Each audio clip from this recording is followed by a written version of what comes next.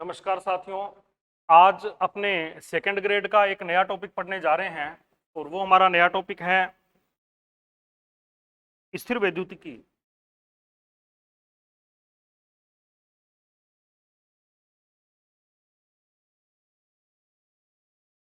और यहाँ से हम सेकंड ग्रेड फिजिक्स की शुरुआत करने जा रहे हैं कि किस किस प्रकार से अपने को टॉपिक कंप्लीट करने एक एक करके। हालांकि अपने सिलेबस में स्टार्टिंग में गाउसियन थ्योरम, गाउस की प्रमेय लिखी हुई है, लेकिन अपने को इस चैप्टर की कंटिन्यूटी बनाए रखने के लिए, ताकि आगे की चीजें बढ़िया तरीके से समझ में आए, इसके लिए अपने को विद्युत आवेश के बारे में पता होना जरूरी है और स्थिर वैद्युतिकी क्या चीज है उसके बारे में भी पता होना जरूरी है। हालांकि इसमें जो क्वेश्चंस उठेंगे वो न्यूमेरिकल आ सकते हैं, क्योंकि ये अपने ग्रेजुएशन लेवल वाले पार्ट के अंदर डाला हुआ है, इसलिए क्वेश्चन का लेवल इसमें थोड़ा सा अच्छा रहेगा। सिंगल कंसेप्ट के न्यूमेरिकल रहेंगे, ज़्यादा डेप्थ में न्यूमेरिकल नहीं होंगे, लेकिन न्यूमेरिकल चूंकि अभ्यास आपका टूट चुका है इसलिए ज़्यादातर लोगों को न्यूमेरिकल से डर लगता है। फिलहाल आपको इसमें कोई घबराने की जरूरत नहीं है। जिस प्रकार से अपने इस चैप्टर को धीरे धीरे कंप्लीट करेंगे वैसे वैसे आपको भी अपने चैप्टर में परिपूर्णता महसूस होगी। पहले आपको बताऊं कि स्थिर वैद्युतिकी क्या चीज है। आपने आवेश को प्रकृति में दो रूप में महसूस किया है।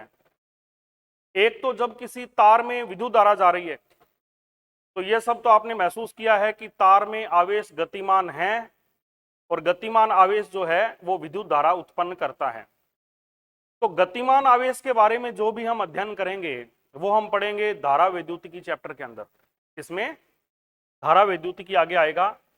और कई बार आपने कुछ चीजें एक्सपीरियंस की होगी, जैसे आपने कंघी को बालों पे रगड़ा और वो कंघी छोटे छोटे डस्ट पार्टिकल को अपनी ओर खींचना शुरू कर देती है।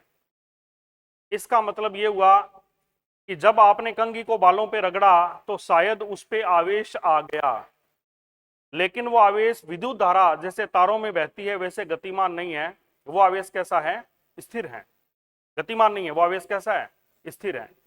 इसी प्रकार टीवी की जो स्क्रीन होती है उस स्क्रीन के ऊपर भी डस्ट सबसे ज्यादा जमा होती है। इसका कारण क्या है कि अंदर इलेक्ट्रॉन्स बहुत ज्यादा गतिमान हैं और इलेक्ट्रॉन्स विपरीत आवेश जो है उसको अपनी ओर खींचते हैं, जिसकी वजह से टीवी की स्क्रीन के ऊपर बहुत सारा आवेश जो है, आवेशित कण है, वो इकट्ठे हो जाते हैं। ये उदाहरण उन चीजों के हैं जहां पर आवेश गतिमान नहीं है, आवेश स्थिर अवस्था में है। कई बार बचपन में आपने एक खेल भी खेला होगा कि एक बच्चे को चेयर पे बिठा के और आप तौलिए से उसको मारते हैं। थोड़ी देर बाद उस बच्चे को जैसे आप अंगुली टच करते हैं तो आपको एक झटका महसूस होता है।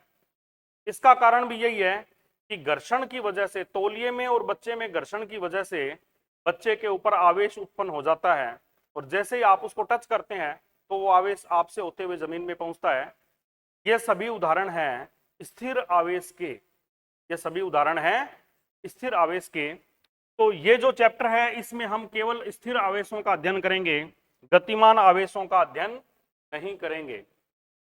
तो स्थिर वैद्युतिकी क्या है? हालांकि परिभाषा सेकंड ग्रेड वगैरह में नहीं आती, लेकिन फिर भी मैं आपको बता दूं कि भौतिक विज्ञान की यह एक शाखा है जिसमें हम स्थिर आवेश मतलब ये आवेश स्थिर हैं, चाहे धनात्मक हैं चाहे ये आवेश ऋणात्मक है, हम स्थिर आवेशों का और उनके विभिन्न गुण धर्मों का अध्ययन करते हैं। मतलब इस पूरे पाठ में हम जो कुछ भी पढ़ेंगे वहां पर आवेश गतिमान नहीं होगा, आवेश कैसा होगा? स्थिर होगा। ठीक है। तो स्थिर वैद्युतिकी की परिभाषा आपको बता दूं, भौतिक विज्ञान की वह शाखा जिसमें स्थिर आवेशों का अध्ययन किया जाता है।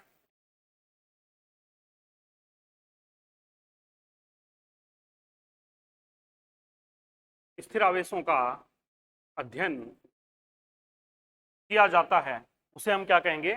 स्थिर वैद्युतिकी। और जहां पर हम गतिशील आवेशों का अध्ययन करते हैं, गतिशील आवेशों का, उसको हम कहते हैं धारा वैद्युतिकी। धारा वैद्युतिकी में किसका अध्ययन करते हैं? गतिशील आवेश का।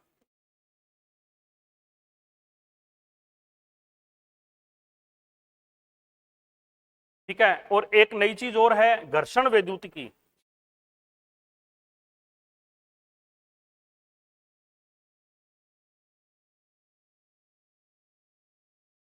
घर्षण वैद्युतिकी में हम अध्ययन करते हैं दो कुचालक वस्तुओं के बीच में हम घर्षण करते हैं, दो कुचालक वस्तुएं जैसे कंघी और बाल हो गए, एबोनाइट की छड़ और फर हो गई, कांच की छड़ और सिल्क हो गया। ऐसी कुचालक चीजों में जब हम घर्षण करवाते हैं तो उसके कारण उत्पन्न होने वाले विद्युतीय प्रभावों का अध्ययन किया जाता है। घर्षण वैद्युतिकी में स्थिर आवेशों का अध्ययन, स्थिर वैद्युतिकी, घर्षण के कारण उत्पन्न वैद्युतीय प्रभावों का अध्ययन, घर्षण वैद्युतिकी। इस प्रकार से ये तीन शाखाएं हैं फिजिक्स की। एक ये, हालांकि बहुत है, लेकिन एक ये और एक ये, जिनके बारे में इस चैप्टर की शुरुआत से पहले आपको पता होना चाहिए। ठीक है। स्थिर वैद्युतिकी क्या है? भौतिक विज्ञान की वह शाखा जिसमें स्थिर आवेशों और उनके गुणधर्मों का अध्ययन किया जाता है। धारा वैद्युतिकी क्या है? भौतिक विज्ञान की वह शाखा जिसमें गतिशील आवेशों और उनके गुणधर्मों का अध्ययन किया जाता है। तो ये विद्युत धारा वाला जितना भी पोर्शन है ये हम धारा वैद्युतिकी चैप्टर में पढ़ेंगे। और तीसरा है घर्षण वैद्युतिकी, जिसमें कुचालक वस्तुओं के मध्य घर्षण के कारण उत्पन्न विभिन्न वैद्युतीय प्रभावों का अध्ययन किया जाता है। उसे हम क्या कहेंगे? घर्षण वैद्युतिकी। तो ये हो गया,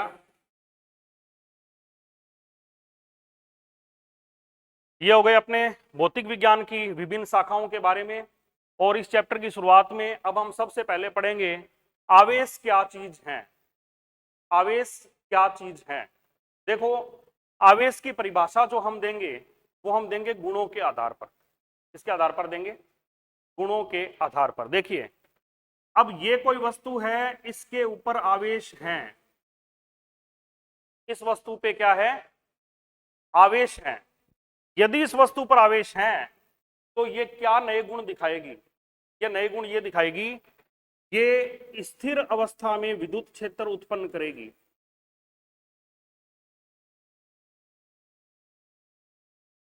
ये स्थिर अवस्था में विद्युत क्षेत्र उत्पन्न करेगी। मतलब यदि इस वस्तु पर आवेश है और वस्तु चल नहीं रही, ऐसे ही पड़ी है, तो ये अपने चारों ओर विद्युत क्षेत्र जरूर बनाएगी। ठीक है। स्थिर अवस्था में कोई भी आवेश क्या बनाता है? विद्युत क्षेत्र। क्लियर? क्लियर है ये बात? अब यदि आवेश गतिमान है, गतिमान अवस्था में है,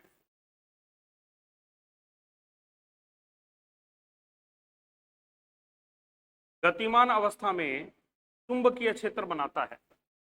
गतिमान अवस्था में क्या बनाता है? चुंबकीय क्षेत्र उत्पन्न करता है। स्थिर अवस्था में केवल विद्युत क्षेत्र बनाएगा, गतिमान अवस्था में विद्युत क्षेत्र और चुंबकीय क्षेत्र दोनों बनाता है। विद्युत क्षेत्र तो बनाएगा ही बनाएगा, लेकिन साथ में और क्या बनाएगा? चुंबकीय क्षेत्र। ठीक है। और यही आवेश भागता भागता अपनी स्पीड अचानक कम कर ले। जैसे आप परमाणु में पढ़ते थे कि नाभिक है, नाभिक के चारों ओर इलेक्ट्रॉन घूम रहा है, पहली कक्षा में, दूसरी कक्षा में, तीसरी कक्षा में, और भागता भागता इलेक्ट्रॉन उच्च ऊर्जा स्तर से निम्न में आ गया। तो यदि आवेश गतिमान अवस्था में अपने वेग को कम कर ले, मतलब गति को क्या कर ले? कम कर ले, तो वो ऊर्जा किस रूप में छोड़ेगा? विकिरण के रूप में। किस रूप में छोड़ेगा? विकिरण के रूप में अपनी ऊर्जा को छोड़ता है। तो आवेश किसे कहेंगे? आप कहेंगे आवेश यदि किसी वस्तु पर है तो वो वस्तु क्या गुण दिखाएगी? वो स्थिर अवस्था में विद्युत क्षेत्र उत्पन्न करेगी। वो स्थिर अवस्था में विद्युत क्षेत्र उत्पन्न करेगी। ध्यान रखना, स्थिर अवस्था में चुंबकीय क्षेत्र नहीं बनाएगी, विकिरण नहीं बनाएगी। और गतिशील अवस्था में यदि एक समान वेग से गतिमान है तो विद्युत क्षेत्र के साथ साथ चुंबकीय क्षेत्र भी बनाती है।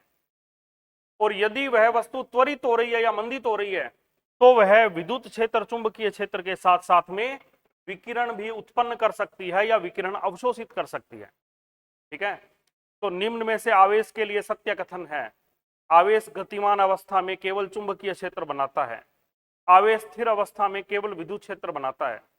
तो गतिमान अवस्था में केवल चुंबकीय क्षेत्र नहीं बनाता, विद्युत क्षेत्र और चुंबकीय क्षेत्र दोनों बनाता है। अगली बात समझ में? तो ऐसे तथ्य के रूप में भी आपको प्रश्न दिए जा सकते हैं कि तीन आपको तथ्य दे दिए, इनमें से सही गलत पूछा जाए कि सही पहला और तीसरा है, पहला दूसरा तीसरा है, दूसरा और तीसरा है, ऐसे करके भी चार ऑप्शन दिए जा सकते हैं।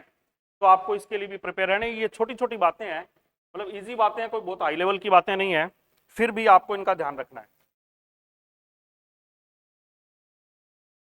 अब देखिए आगे, आवेश की परिभाषा। आवेश किसी वस्तु का वह भौतिक गुण है जिसके कारण वह वस्तु, आवेश किसी पदार्थ का या वस्तु का वह भौतिक गुण है जिसके कारण वह वस्तु विद्युत क्षेत्र या चुंबकीय क्षेत्र उत्पन्न करता है या इसका अनुभव करता है, या इसका अनुभव करता है। अब देखिए अनुभव वाली बात और सुनिए, यदि किसी स्थान पर विद्युत क्षेत्र है, मेरी बात को थोड़ा गौर करके सुनिएगा, यदि किसी स्थान पर विद्युत क्षेत्र है और वहां पर कोई आवेश आ गया, तो धनावेश पर बल विद्युत क्षेत्र की दिशा में लगेगा, ऋणावेश पर बल विद्युत क्षेत्र के विपरीत दिशा में लगेगा और उदासीन पर कोई बल नहीं लगेगा। समझ में आया? यदि कोई वस्तु जिस पे आवेश है तो धनावेश पर बल लगेगा विद्युत क्षेत्र की दिशा में, ऋणावेश पर बल लगेगा विद्युत क्षेत्र के विपरीत दिशा में, और उदासीन है तो उस पर कोई बल नहीं लगेगा। तो हम ये भी तो कह सकते हैं कि आवेश किसी वस्तु का वह गुण है जिसके कारण वस्तु विद्युत क्षेत्र में बल अनुभव करती है। क्या अनुभव करती है? बल अनुभव करती है। अच्छा, चुंबकीय क्षेत्र में, यदि किसी स्थान पर चुंबकीय क्षेत्र है, ध्यान रखिए, यदि किसी स्थान पर चुंबकीय क्षेत्र है, ये क्रॉस का मतलब है चुंबकीय क्षेत्र इस बोर्ड के परपेंडिकुलर, इस पैनल के परपेंडिकुलर अंदर की ओर है, इस पैनल के लंबवत चुंबकीय क्षेत्र अंदर की ओर है। क्या है? यहां चुंबकीय क्षेत्र। अब यहां पर एक स्थिर आवेश पड़ा है, इस पर बल लगेगा या नहीं? चुंबकीय क्षेत्र में स्थिर आवेश पड़ा है, स्थिर, हिल नहीं रहा है, इस आवेश पर कोई बल नहीं लगेगा। ठीक है, स्थिर आवेश पर विद्युत क्षेत्र में तो बल लगता है, लेकिन चुंबकीय क्षेत्र में कोई बल नहीं लगता। ये बात आप ध्यान रखिएगा। चुंबकीय क्षेत्र में केवल गतिमान आवेश पर ही बल लगता है, चुंबकीय क्षेत्र में केवल गतिमान आवेश पर ही बल लगता है। हालांकि हम आगे पढ़ेंगे विद्युत धारा का चुंबकीय प्रभाव कि बल लगता है Q P P। यदि कोई V वेग से भाग रहा है, Q आवेश है, B चुंबकीय क्षेत्र है, तो उस पर बल लगता है QVB। साइन थीटा भी है, लेकिन आप एक बार QVB ध्यान रख लो, बाकी उस चैप्टर में हम डिटेल से पढ़ेंगे विद्युत धारा का चुंबकीय प्रभाव। ठीक है, तो आवेश में क्या क्या गुण हो गए अब तक? आवेश खुद विद्युत क्षेत्र उत्पन्न कर सकता है, गतिमान अवस्था में चुंबकीय क्षेत्र उत्पन्न कर सकता है, और त्वरित या मंदित होने पर विद्युत क्षेत्र चुंबकीय क्षेत्र के साथ विकिरण भी उत्पन्न या अवशोषित भी कर सकता है। यह तो हो गई आवेश की खुद की बात। और आप ये भी कह सकते हैं आवेश किसी वस्तु का वह भौतिक गुणधर्म है जिसके कारण वह विद्युत क्षेत्र और चुंबकीय क्षेत्र में खुद बल अनुभव करता है। क्या करता है? खुद बल अनुभव करता है। यदि किसी वस्तु पर आवेश है तो विद्युत क्षेत्र में बल लग सकता है, चुंबकीय क्षेत्र में भी बल लग सकता है। विद्युत क्षेत्र में स्थिर पर बल लगेगा और चुंबकीय क्षेत्र में गतिमान पर बल लगेगा। ये बात अपने को ध्यान रखनी है। तो ये बहुत शॉर्ट में परिभाषा आपके सामने आ गई है। देखिए, आवेश किसी पदार्थ का वह भौतिक गुण है जिसके कारण वह विद्युत व चुंबकीय प्रभाव उत्पन्न करता है या इनका अनुभव करता है। ये भी परिभाषा है। हालांकि आपको कंपटीशन एग्जाम में परिभाषा नहीं लिखनी, लेकिन इस परिभाषा से बहुत सारे प्रश्न निकल के आ रहे हैं कि आवेश, एक स्थिर आवेश चुंबकीय क्षेत्र में बल अनुभव करता है। यदि ये तथ्य कहीं पे आता है तो आपको ध्यान रहना चाहिए स्थिर आवेश चुंबकीय क्षेत्र में बल अनुभव नहीं करता, स्थिर आवेश विद्युत क्षेत्र में बल अनुभव करता है, चुंबकीय क्षेत्र में कोई बल अनुभव नहीं करता। तो ये कुछ तथ्य यहां से निकल के आए हैं। अब देखिए आवेश क्यों उत्पन्न हो रहा है। तो आपको पता है कि कोई भी जो परमाणु है उस परमाणु में नाभिक है, नाभिक के चारों ओर इलेक्ट्रॉन चक्कर काट रहे हैं। जितने नाभिक में प्रोटॉन्स है उतने ही बाहर इलेक्ट्रॉन्स है। ठीक है, नाभिक में कौन है? प्रोटॉन और न्यूट्रॉन। लेकिन उदासीन परमाणु में जितने नाभिक में प्रोटॉन है उतने ही बाहर कितने क्या है? इलेक्ट्रॉन है। और वो परमाणु विद्युत रूप से उदासीन है। वो परमाणु क्या है, विद्युत रूप से उदासीन है, मतलब उस पर परिणामी आवेश शून्य है। यदि यहां से इलेक्ट्रॉन बाहर निकल जाएं तो प्रोटॉन ज्यादा हो जाएंगे, इलेक्ट्रॉन कम हो जाएंगे और परमाणु विद्युत रूप से उदासीन नहीं होगा। तो आप ये कहेंगे परमाणु की विद्युत उदासीनता को समाप्त करके इलेक्ट्रॉन्स का बाहर निकलना या प्रवेश करना, इलेक्ट्रॉन्स का बाहर निकलना या प्रवेश करना ही आवेश उत्पत्ति का मेन कारण है। तो ध्यान रखिए, किसी भी वस्तु पर आवेश क्यों आता है, किसी भी वस्तु पर आवेश आता है इलेक्ट्रॉन के आने से या इलेक्ट्रॉन के जाने से। या तो इलेक्ट्रॉन आएंगे तो आवेश आएगा या इलेक्ट्रॉन जाएंगे तो आवेश आएगा। ध्यान रखिएगा, किसी भी वस्तु की उदासीनता को समाप्त करने के लिए, परमाणु की विद्युत उदासीनता को समाप्त करने के लिए इलेक्ट्रॉन किसी वस्तु पर या तो आएंगे या जाएंगे। यदि इलेक्ट्रॉन बाहर जाएंगे तो प्रोटॉन्स बढ़ जाएंगे, प्रोटॉन्स बढ़ जाएंगे, धनावेश ज्यादा हो जाएगा, और इलेक्ट्रॉन आ गए तो इलेक्ट्रॉनों की संख्या बढ़ जाएगी और वस्तु पर ऋणावेश आ जाएगा। वस्तु पर क्या आ जाएगा, ऋणावेश आ जाएगा। ठीक है।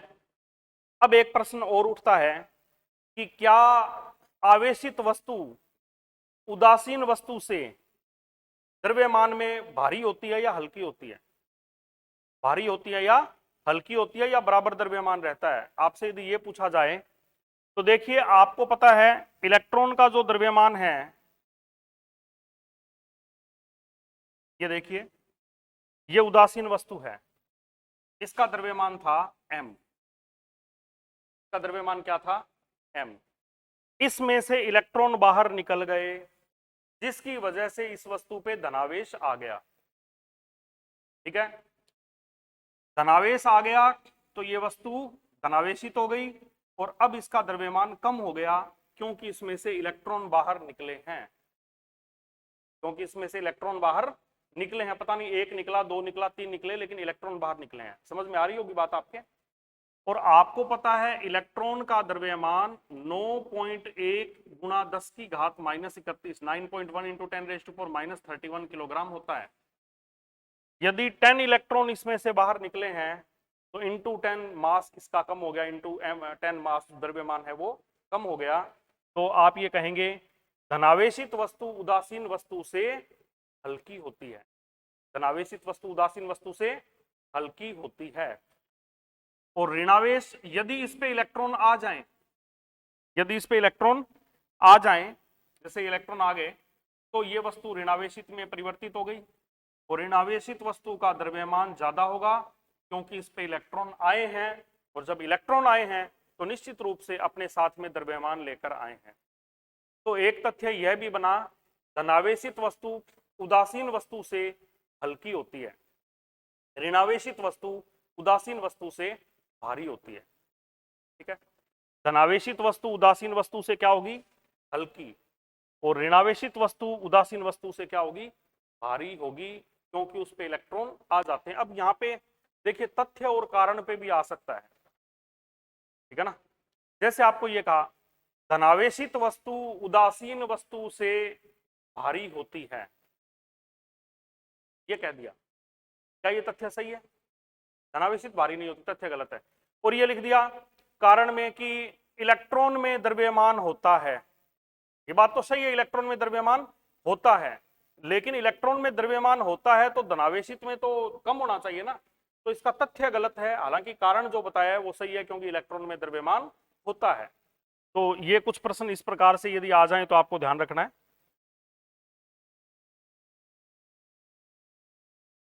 अब देखिए, साथ साथ में हम पढ़ रहे हैं आवेश के गुण धर्म। यहाँ पे हमें यदि ये आ जाता है आवेश में गुण क्या है, तो आवेश के गुण,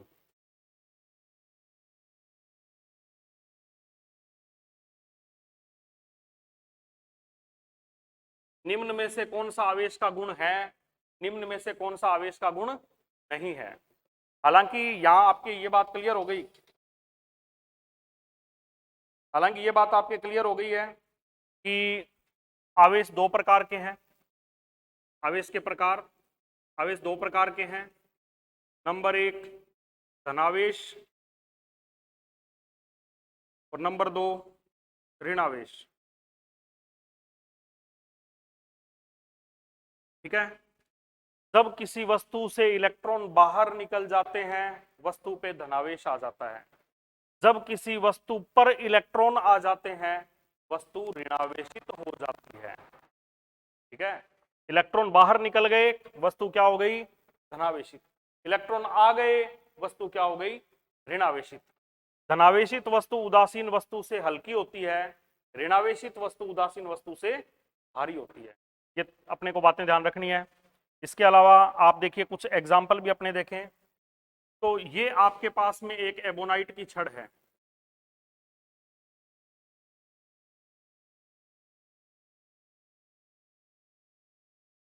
इसको आपने फर पे रगड़ा। किस पे रगड़ा? फर पर। और जैसे आपने इसको फर पे रगड़ा तो आप ये देखेंगे फर से इलेक्ट्रॉन निकल के एबोनाइट की छड़ पर आ गए। फर से इलेक्ट्रॉन निकलकर कहां गए? एबोनाइट की छड़ पर। और एबोनाइट की छड़ पर इलेक्ट्रॉन आ गए तो एबोनाइट की छड़ कैसी हो गई? ऋणावेशित। और फर कैसी हो गई? धनावेशित। फर तो पहले से हल्की हो गई, एबोनाइट की छड़ पहले से भारी हो गई। ठीक है। इसी प्रकार से यदि आप कांच है, ये कांच की छड़ है,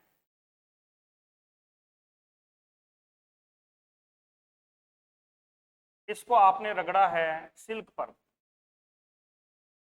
तो इलेक्ट्रॉन कांच से निकल के सिल्क पे आ जाते हैं। इलेक्ट्रॉन कांच से निकल के कहां जाते हैं? सिल्क पर आ जाते हैं, जिससे ये इलेक्ट्रॉन इधर आ गए, जिससे कांच जो है, इस कांच के ऊपर तो आवेश कैसा आ गया? कांच पे आ गया धनावेश और सिल्क पर क्या आ गया? ऋणावेश। समझ में आया? इस प्रकार से वस्तुएं आवेशित होती है। आवेश के प्रकार इस प्रकार से आप बता सकते हैं, है ना।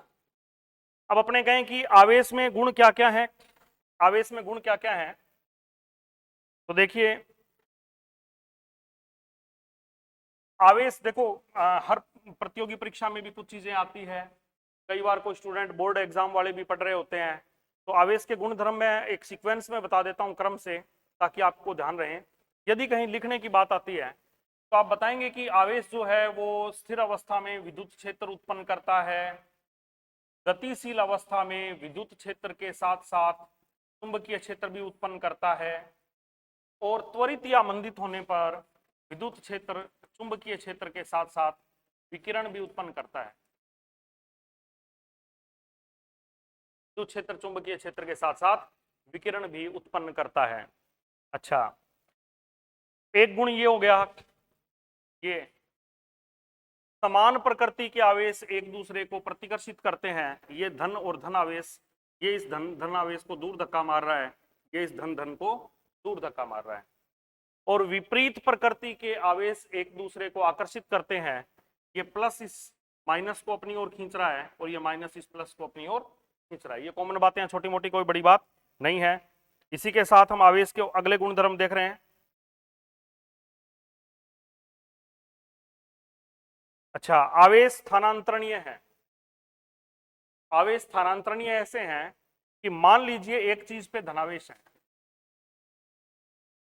और दूसरी चीज पे कोई आवेश है ही नहीं, तो आवेश जब इन दोनों को आप टच कर दोगे या तार से जोड़ दोगे तो आवेश यहां से यहां चला जाएगा और आवेश आपस में ये बांट लेंगे। आवेश आपस में बांट लेंगे। तो लगे तो आपको ये बता भी देता हूं मैं, ये किस अनुपात में बांटते हैं। ये आवेश को बांटते हैं धारिताओं के अनुपात में। ये कैसे बांटते हैं? धारिताओं के अनुपात में। जैसे मान लीजिए दो स्टूडेंट बैठे हैं, ठीक है, दोनों स्टूडेंट की खाने की क्षमता 1:2 में है।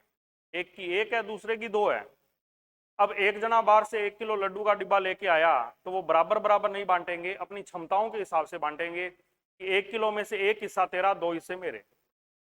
वैसे ही आवेश ग्रहण करने की इनकी क्षमताएं हैं C1 और C2। ठीक है, तो आवेश ये किस अनुपात में बांटेंगे? अपनी धारिताओं के अनुपात में बांटेंगे। धारिता है आवेश ग्रहण करने की क्षमता, ये हम पढ़ेंगे आगे। ठीक है। अच्छा, यदि दो गोले हैं, ये एक गोला है और ये दूसरा गोला है, इस पे आवेश है Q1, इस पे आवेश है Q2, इनको भी आपने तार से जोड़ दिया, तो ये अपने आवेश का हिसाब किताब करेंगे कि अपने पास मिलकर है Q1 प्लस Q2। ठीक है ना, दोनों के पास मिलकर कितना है Q1 प्लस Q2। बोले अपने इन दोनों का अपना हिस्सा पांति अलग अलग कर लेते हैं। तो ये अपना हिस्सा करने के बाद में आवेश मान लो इस पे आ गया Q1 डैश और इस पे आ गया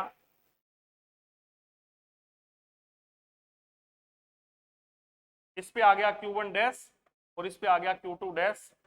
अब ये जो नया आवेश इन पे आएगा वो किस अनुपात में इन्होंने बांटा, ये बांटा है धारिताओं के अनुपात में, और धारिताएं होती है त्रिज्या के अनुपात में, तो त्रिज्या के अनुपात में से भी छोटे मोटे प्रश्न पेपर में बन सकते हैं।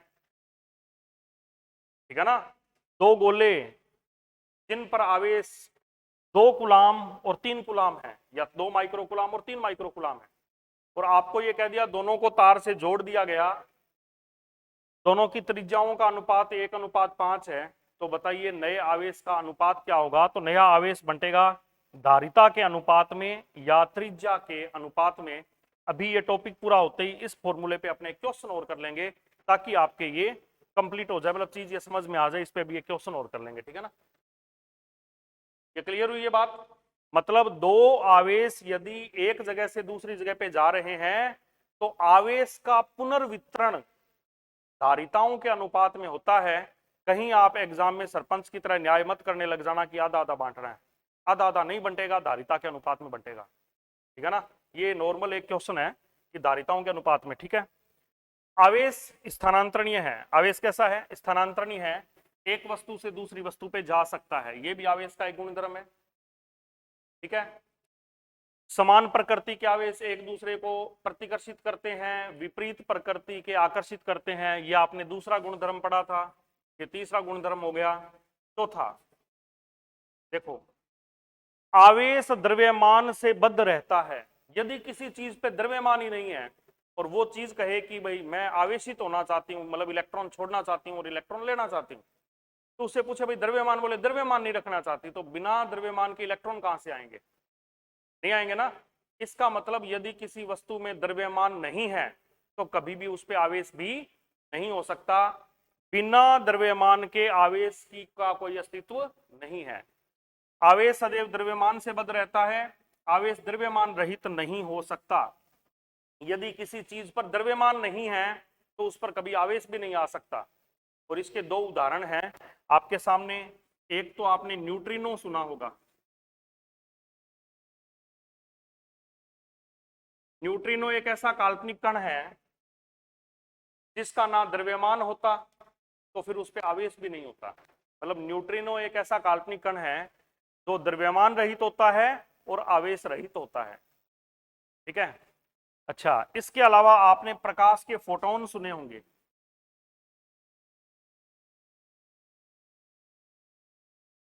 प्रकाश के फोटोन सुने होंगे। फोटोन क्या है, फोटोन एक्चुअल में विद्युत चुंबकीय तरंगे हैं। फोटोन क्या एक्चुअल में विद्युत चुंबकीय तरंगे हैं, जिसमें विद्युत क्षेत्र चल रहा है ऐसे, और जिसमें चुंबकीय क्षेत्र चल रहा है ऐसे।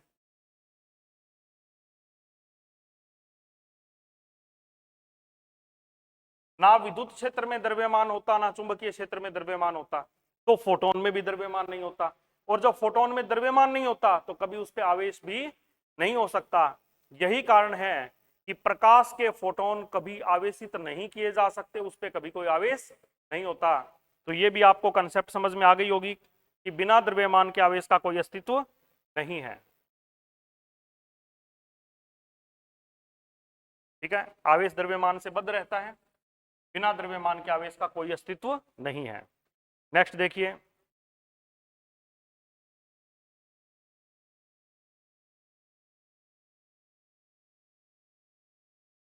देखिए आवेश सदैव संरक्षित रहता है। आवेश सदैव संरक्षित का मतलब ये हुआ, ये बड़ा इंपॉर्टेंट चीज है। कि किसी भी विलगित निकाय पर सभी प्रकार के आवेशों का बीजगणितीय योग सदैव शून्य रहता है, सॉरी नियत रहता है। सभी प्रकार के आवेशों का बीजगणितीय योग सदैव नियत रहता है। और ये इस संसार में यूनिवर्सल ट्रूथ है। बहुत सारे एग्जाम्पल है, आप केमिस्ट्री में जितनी रासायनिक अभिक्रियाएं पढ़ेंगे आप देख लेना, क्रिया कारकों का संपूर्ण आवेश बराबर उत्पादों का संपूर्ण आवेश। आप नाभिकीय अभिक्रियाएं देख लीजिए, अभिकारकों का आवेश बराबर उत्पादों का आवेश। अच्छा, इसके बहुत सारे एग्जाम्पल है। आवेश संरक्षित रहता है अर्थात किसी विलगित निकाय पर, विलगित मतलब दूसरे से लेन देन ना हो, उस निकाय पर आवेशों का बीजगणितीय योग सदैव नियत रहता है। जैसे देखिए इसका एग्जाम्पल, आपने एबोनाइट की छड़ ली,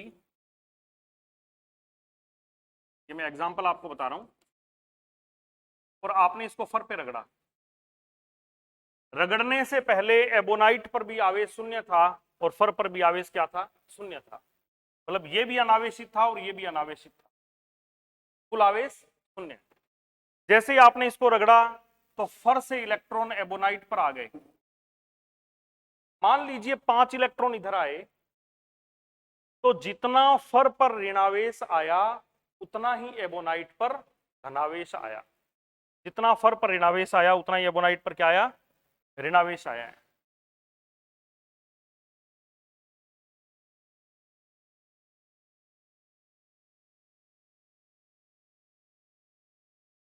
और भी इसके एग्जाम्पल हैं, बहुत सारे एग्जाम्पल हैं। नाभिकीय अभिक्रियाएं, यूरेनियम 92 235, नाभिकीय अभिक्रियाएं।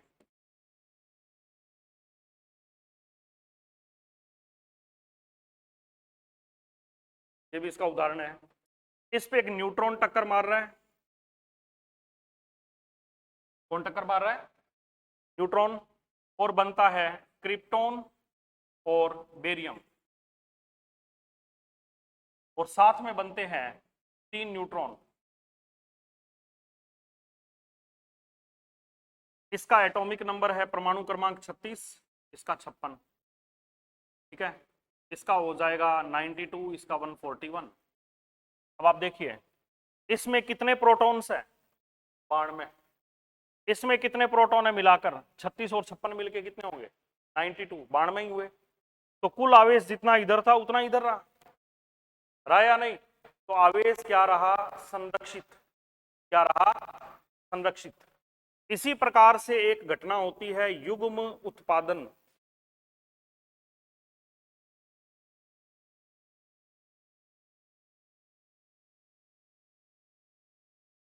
युग्म उत्पादन, युग्म विनाश, कुछ भी ले लीजिए।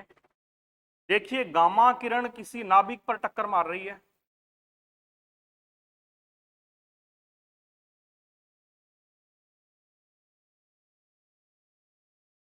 गामा किरण किसी नाभिक पर टक्कर मार रही है, और गामा किरण की ऊर्जा कितनी होनी चाहिए, होनी चाहिए 1.02 मेगा इलेक्ट्रॉन वोल्ट से ज्यादा। गामा की ऊर्जा कितनी होनी चाहिए, 1.02 मेगा इलेक्ट्रॉन वोल्ट से ज्यादा।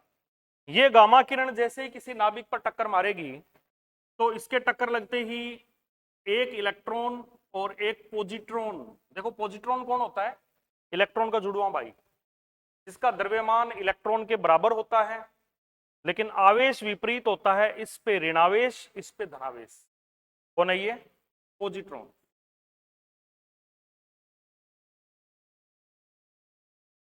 और नाभिक अपना वैसे का वैसे पढ़ाइए, नाभिक पे कोई फर्क नहीं पड़ा। गामा किरण पर शुरू में आवेश कितना था, शून्य। गामा किरण पर शुरू में आवेश कितना था, शून्य। और इलेक्ट्रॉन और पॉजिट्रॉन पर मिलाकर आवेश कितना हो जाएगा, जितना इस पे माइनस उतना इस पे प्लस, मिलाकर आवेश कितना रहा, शून्य। इसका मतलब आवेश संरक्षित रहा। इस घटना को हम कहते हैं युग्म उत्पादन। क्या कहते हैं इसे, युग्म उत्पादन। ऐसी ये घटना होती है युग्म विनाश।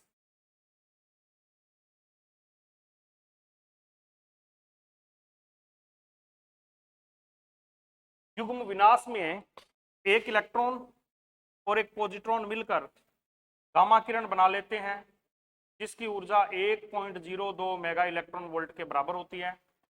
यहां पर ये जोड़ा मर गया, खत्म हो गया, इसलिए इसका नाम है युग्म विनाश।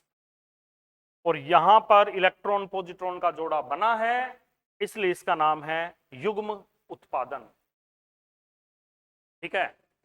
ऑनलाइन क्लासेस का आपको एक और बेनिफिट ये मिलता है कि आप घर पर जब चाहें आप देख सकते हैं, आप स्पीड को डबल करके भी देख सकते हैं, मन में आए तब आप रिवाइज कर सकते हैं। तो ये कुछ बेनिफिट होते हैं। आप जब अपने आप को अडेप्ट फील करें, अनुकूलित फील करें कि हमें इस टाइम पढ़ना है, उस वक्त आप पढ़ सकते हो। ऑफलाइन में जब टीचर की इच्छा हो, वो पढ़ा रहे हैं, उस वक्त आपको मानसिक रूप से तैयार होना ही पड़ेगा। नहीं तो आप भले आप मानसिक रूप से तैयार हैं या नहीं, या टीचर दोबारा नहीं पढ़ाएगा। ना ही आप टीचर की स्पीड कम कर सकते, ना ही डबल कर सकते, ना ही रिवाइज कर सकते। तो इस ऑनलाइन का आप पूरा बेनिफिट लीजिए, इसका फायदा आपको पूरा पूरा मिलेगा। तो आवेश सदैव संरक्षित रहता है। तो संरक्षित जो रहेगा, इसके उदाहरण आप दे सकते हैं कि किसी भी विलगित निकाय पर आवेशों का बीजगणितीय योग सदैव नियत रहता है। इसका मतलब यह हुआ कि आवेश ना उत्पन्न होता, ना कभी नष्ट होता। इसके उदाहरण आप दे सकते हो। एबोनाइट को फर पर रगड़ते हैं, तो रगड़ने से पहले ना एबोनाइट पर आवेश था, ना फर पर आवेश था। तो आवेशों का बीजगणितीय योग क्या था? शून्य। रगड़ने के बाद जितने इलेक्ट्रॉन फर से एबोनाइट पर आए, मैं क्या बोला, जितने इलेक्ट्रॉन फर से एबोनाइट पर आए, तो इस पे धनावेश आ जाएगा और इस पर उतना का उतना ऋणावेश आ जाएगा। आवेशों का बीजगणितीय योग अभी भी शून्य रहेगा, आवेश संरक्षित रहा। कांच और सिल्क वाला उदाहरण भी आप ले सकते हैं। अब सुनिए आगे, नाभिकीय अभिक्रियाएं एक इसका दूसरा उदाहरण हो गया। यूरेनियम बाण में 235 पर एक न्यूट्रॉन की बौछार होती है, बेरियम और क्रिप्टॉन बनता है। इधर जितने प्रोटॉन्स हैं उतने ही इधर प्रोटॉन्स हैं, और इधर जितने इलेक्ट्रॉन्स हैं उतने ही इधर इलेक्ट्रॉन्स हैं। मतलब अभिकारकों और उत्पादों में आवेश का संरक्षण रहा, इसका कोई अपवाद नहीं है। वेग पर निर्भरता, देखिए आपने पढ़ा है, एक चीज पढ़ी होगी,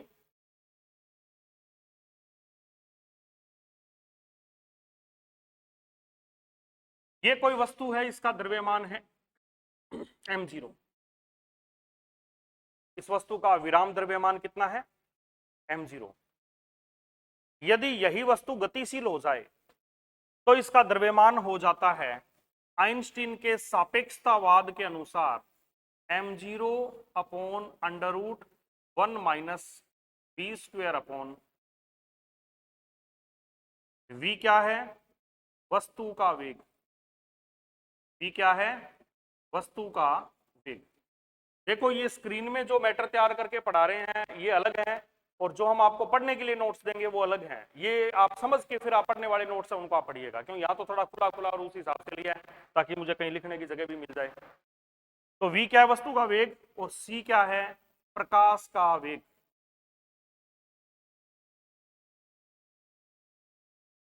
तीन गुणा 10 की घात 8 मीटर प्रति सेकेंड। जैसे जैसे वस्तु का वेग बढ़ेगा यह अनुपात क्या होगा? बढ़ेगा। यह अनुपात बढ़ेगा भाई, v बटे सी, स्क्वायर अपॉन सी स्क्वायर बढ़ेगा। आ रहा है समझ में? जैसे जैसे वस्तु का वेग बढ़ेगा v स्क्वायर बटे सी स्क्वायर बढ़ेगा। ये पूरी वैल्यू घटेगी और ये द्रव्यमान बढ़ेगा, ये द्रव्यमान बढ़ेगा। देखिए कोई आदमी आपके मुंह पे ऐसे हाथ रखता है, आपको भारी नहीं महसूस होता। कोई गतिमान हाथ रख दे तो आपको बहुत भार महसूस होता है ना, क्योंकि गतिशील वस्तु का द्रव्यमान क्या हो गया? वेग बढ़ा, v स्क्वायर बटे सी स्क्वायर बढ़ा, ये पूरा घटा और ये बढ़ा। मतलब द्रव्यमान गति के साथ साथ परिवर्तित होता है आइंस्टीन के सापेक्षतावाद सिद्धांत के अनुसार। आप एक ईंट है उसको अपने हाथ पे रखिए, कोई दिक्कत नहीं है, उतने ही द्रव्यमान की ईंट गतिमान अवस्था के अंदर अपने हाथ पे आने दीजिए तो आपको चोट लगेगी, द्रव्यमान आपको ज्यादा महसूस होगा। तो क्या ऐसा आवेश में भी होता है? गति करते ही क्या आवेश का मान भी बदलता है? नहीं बदलता। आवेश का मान वेग पर निर्भर नहीं करता। मतलब आवेश वेग पर निर्भर नहीं करता। आवेश जो है वो क्या रहेगा? वेग चाहे बढ़ाओ चाहे घटाओ, आवेश में कोई परिवर्तन नहीं होगा। ये बात आप ध्यान रखना, ये सत्य कथन है। द्रव्यमान वेग के साथ बदलता है लेकिन आवेश वेग के साथ में नहीं बदलता। एक इसका ये गुण और ध्यान रखिएगा, आवेश सदैव, आवेश क्या एक अदिश राशि है, इसकी कोई दिशा नहीं होती। अदिश और सदिश आप पढ़ चुके हैं, ये ऐसी भौतिक राशि जिसकी कोई दिशा नहीं होती उसे हम क्या कहते हैं, अदिश राशि। और जिसकी दिशा हो वो सदिश राशि, वो हम सदिश और अदिश वेक्टर चैप्टर में पढ़ेंगे। ये गुणधर्म हम पहले ही पढ़ चुके हैं।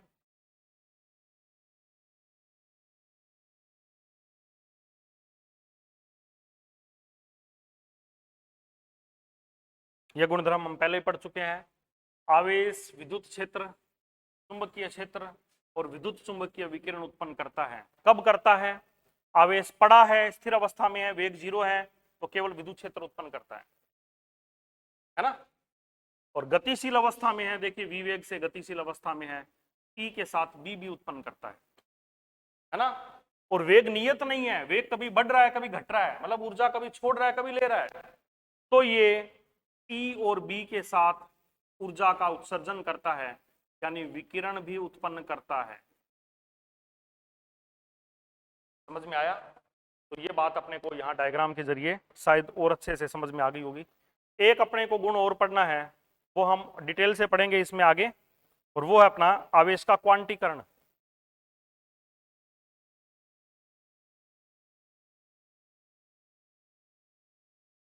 आवेश का क्वांटीकरण, क्वांटीकरण को हम डिटेल से आगे पढ़ेंगे कि ये भी एक गुण है, आवेश सदैव क्वांटीकृत रहता है।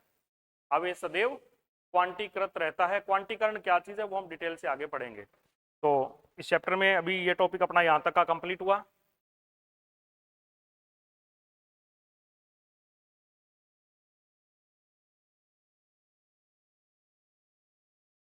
अब देखिए आवेश के मात्रक और विमीय सूत्र। आवेश का एसआई मात्रक क्या होता है? आवेश का एसआई मात्रक होता है कूलाम। एसआई एम के सिस्टम कह सकते हैं, क्या होता है? कूलाम। आपको पता है हम जितनी भी फिजिक्स में चीजें नापेंगे वो एक तो नापेंगे हम एमकेएस में, एक हम पढ़ेंगे सीजीएस में, और एक है एफपीएस। हालांकि इसका प्रचलन कम है, इन दो को हमें पढ़ना है, ठीक है। तो आवेश का एमकेएस या एसआई यूनिट, इंटरनेशनल सिस्टम जिसको अपने बोलते हैं, उसमें इसकी इकाई होती है कूलाम या एम्पियर इनटू सेकंड। कहां से आया ये?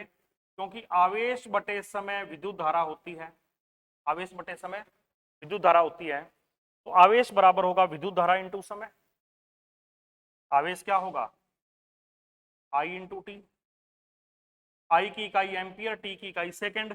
तो यहां पर आप ये कहेंगे आवेश की इकाई हो गई कूलाम या एम्पियर इंटू सेकंड, कूलाम या एम्पियर इंटू सेकंड। ये हो गई एमकेएस में।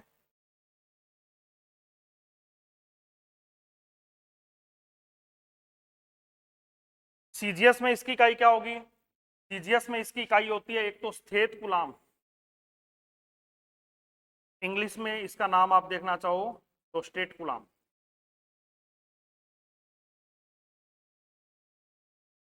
स्थित विद्युत मात्रक, स्थित विद्युत मात्रक का मतलब ये हो गया ईएसयू, इलेक्ट्रोस्टैटिक यूनिट, इलेक्ट्रोस्टैटिक यूनिट।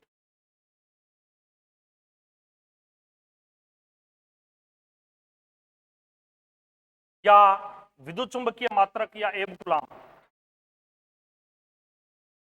ठीक है, विद्युत चुंबकीय मात्रक या एब कूलाम। एक इसका मात्रक और होता है सीजीएस में, उसका नाम है फ्रैंकलिन।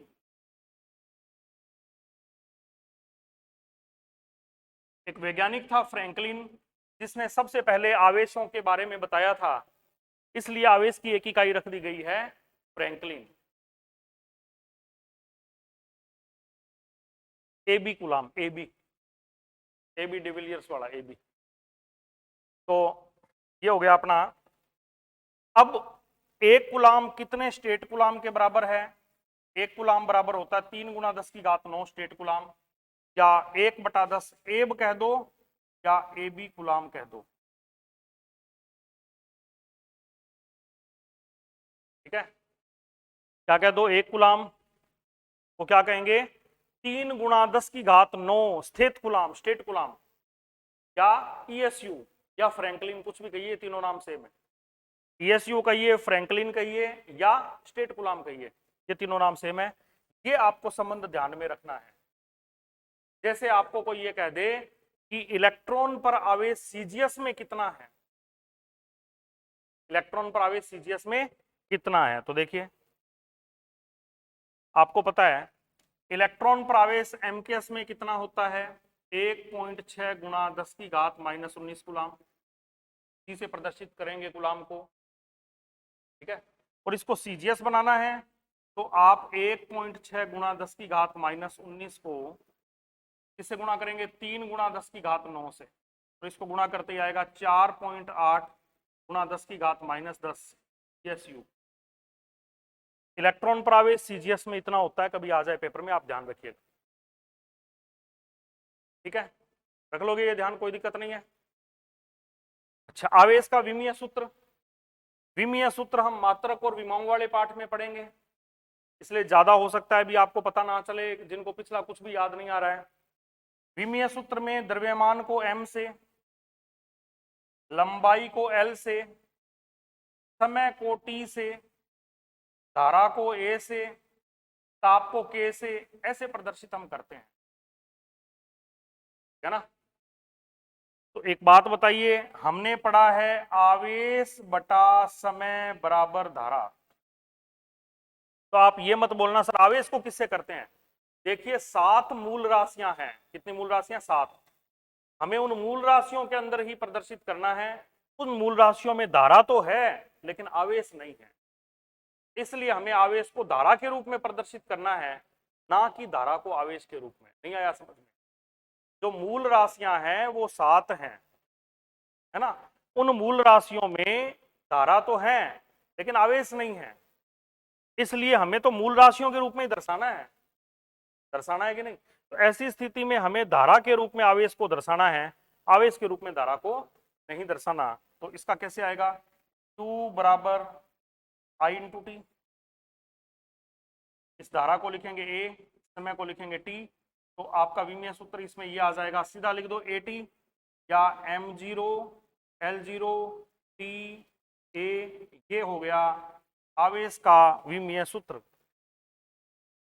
कैपिटल लेटर में ही लिखना है ना, हमेशा विमीय सूत्र कभी small m small l small a कुछ नहीं लिखना, कैपिटल लेटर में लिखना होता है। और इसको इस बॉक्स में बंद भी करना है ना, बिना बॉक्स में बंद किए भी गलत हो जाता है। आवेश की कुछ और भी इकाइयां हैं जो मैं आपको बता देता हूं, जैसे अपने कहें छोटी इकाइयां,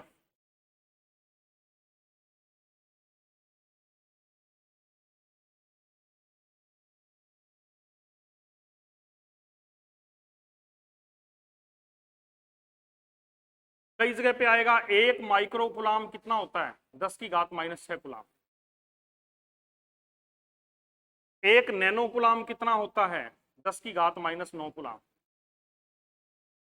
1 पिको कूलाम कितना होता है, 10 की घात -12 कूलाम। 1 मिली कूलाम कितना होता है, 10 की घात -3 कूलाम। ये आपको छोटी इकाइयां ध्यान में रखनी है। 1 माइक्रो कूलाम, माइक्रो का बहुत जगह इस्तेमाल आएगा, 10⁻⁶, 10 की घात -6 कूलाम। 1 नैनो कूलाम 10 की घात -9 कूलाम। 1 पिको कूलाम 10 की घात -12 कूलाम। 1 मिली कूलाम बराबर 10 की घात -3 कूलाम, ठीक है ना। ये कई इसमें आ गए आवेश की छोटी इकाइयां। आवेश की सबसे बड़ी इकाई क्या होती है, सबसे बड़ी इकाई,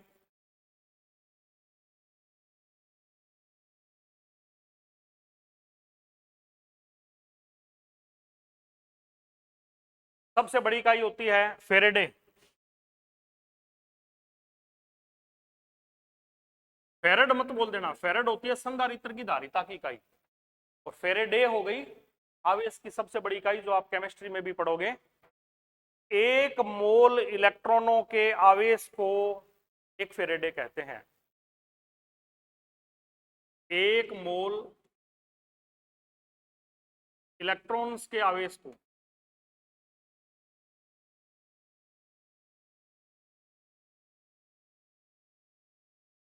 अब 1 मोल में कितने इलेक्ट्रॉन होंगे, 1 मोल में अवोगाद्रो संख्या के बराबर इलेक्ट्रॉन होंगे।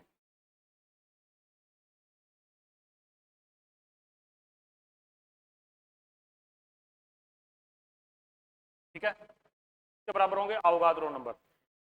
कितने इलेक्ट्रॉन, एक इलेक्ट्रॉन पे कितना आवेश होगा, और इसको आप कैलकुलेट करोगे लगभग ये आएगा, लगभग ये आवेश की सबसे बड़ी इकाई है। 1 फेरेडे बराबर 96,500 कूलाम। 1 फेरेडे बराबर कितना हो गया, 96,500 कूलाम। ये आपको ध्यान रखना है।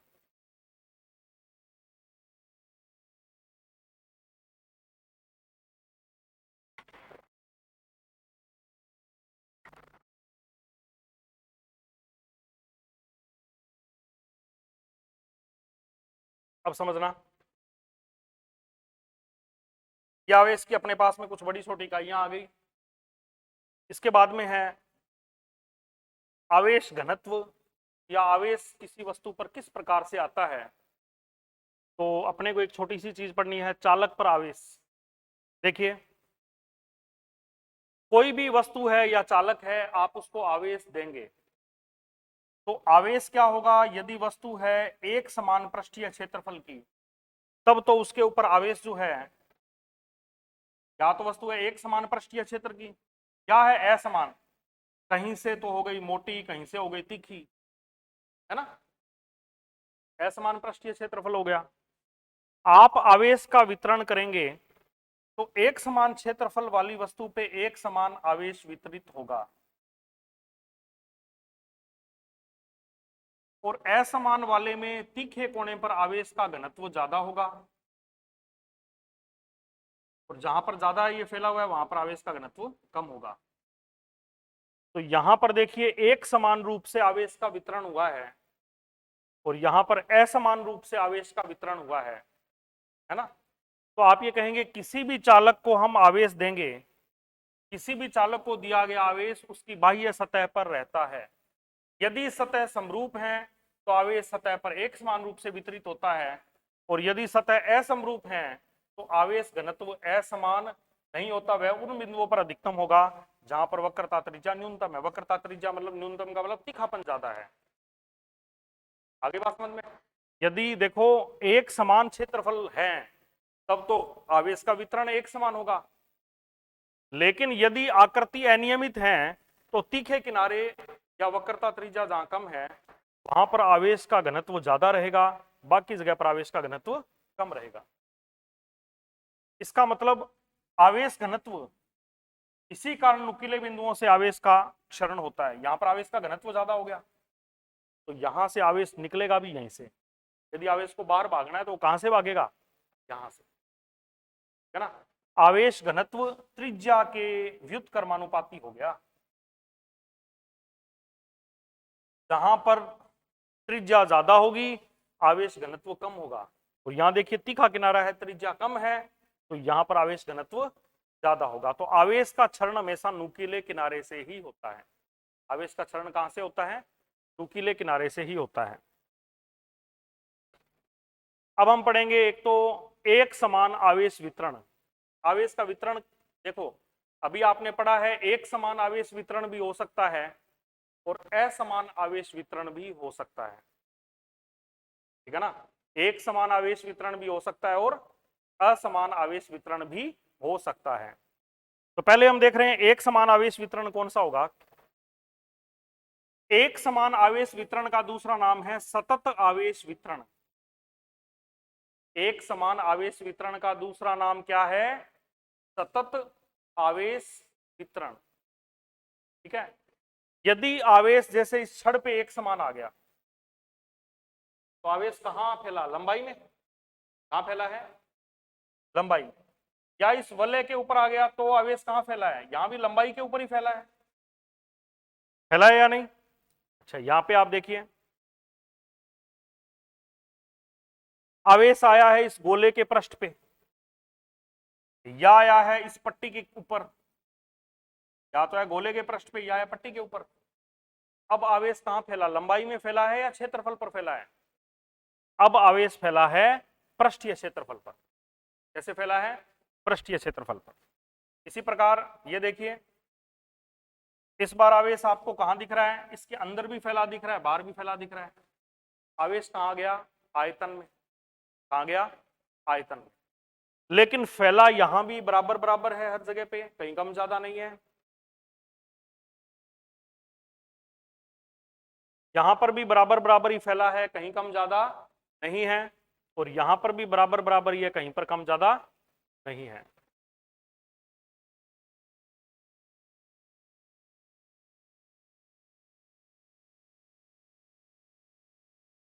तो सतत आवेश वितरण की क्या परिभाषा देंगे?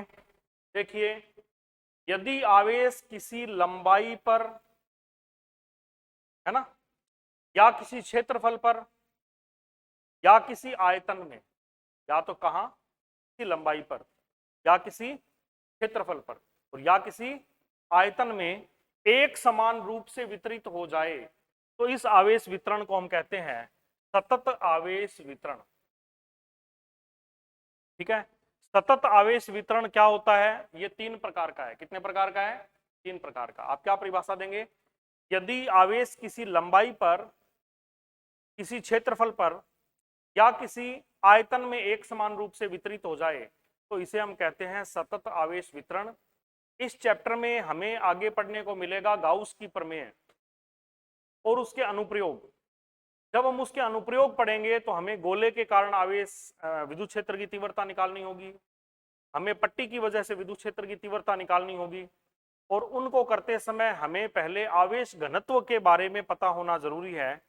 इसलिए हमने आवेश घनत्व टॉपिक को यहाँ पहले ले लिया है ताकि आपको वहां पे दिक्कत ना आए। तो देखिए, सबसे पहले है रेखीय आवेश वितरण। क्या होता है? जब किसी रेखित वस्तु का मतलब ये तार है या फिर ये वलय है, इस पर आवेश एक समान रूप से वितरित हो जाता है, तो इसे हम कहते हैं रेखीय आवेश वितरण।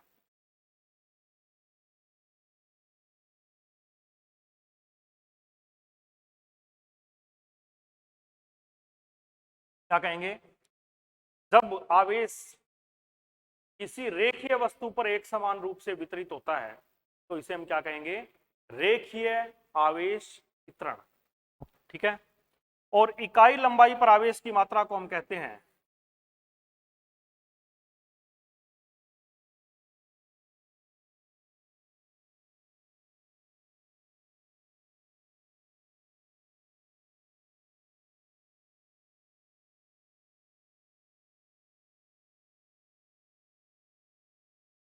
रेखीय आवेश घनत्व कहते हैं।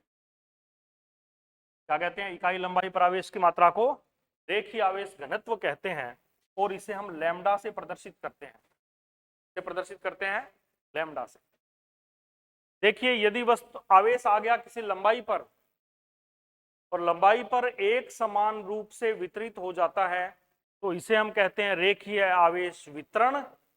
और इकाई लंबाई पर आवेश की मात्रा को हम कहते हैं रेखीय आवेश घनत्व।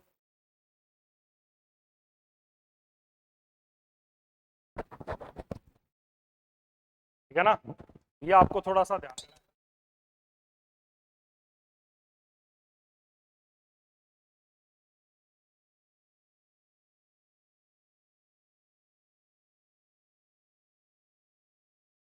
देखो, लंबाई पे आवेश एक समान फैल गया, चाहे वो वलय पे फैला चाहे तार पे फैला, तो इकाई लंबाई पर आवेश की मात्रा को हम क्या कहेंगे? रेखीय आवेश घनत्व, और इसको हम लैम्डा से प्रदर्शित करेंगे। ठीक है। आवेश कहां फैला है? लंबाई पर। ठीक है जी।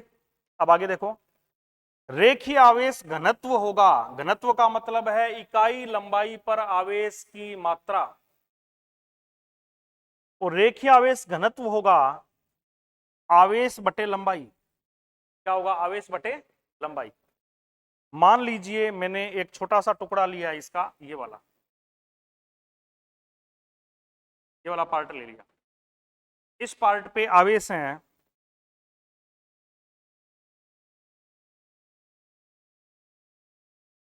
D Q. पार्ट पे आवेश कितना है? D Q. और इस पार्ट की लंबाई है डीएल। इस पार्ट पे आवेश कितना है? D Q. और इस पार्ट की लंबाई कितनी है? डीएल। तो रेखीय आवेश घनत्व होगा डी क्यू बटे डीएल। डी क्यू बटे dl। ठीक है, रेखीय आवेश घनत्व क्या है, हम कई जगह पे इस्तेमाल करेंगे। इकाई लंबाई पर आवेश की मात्रा को रेखीय आवेश घनत्व कहते हैं। यह होता है dq बटे dl, यानी आवेश बटे लंबाई, आवेश बटे लंबाई। तो इसका मात्रक क्या होगा, इसका मात्रक होगा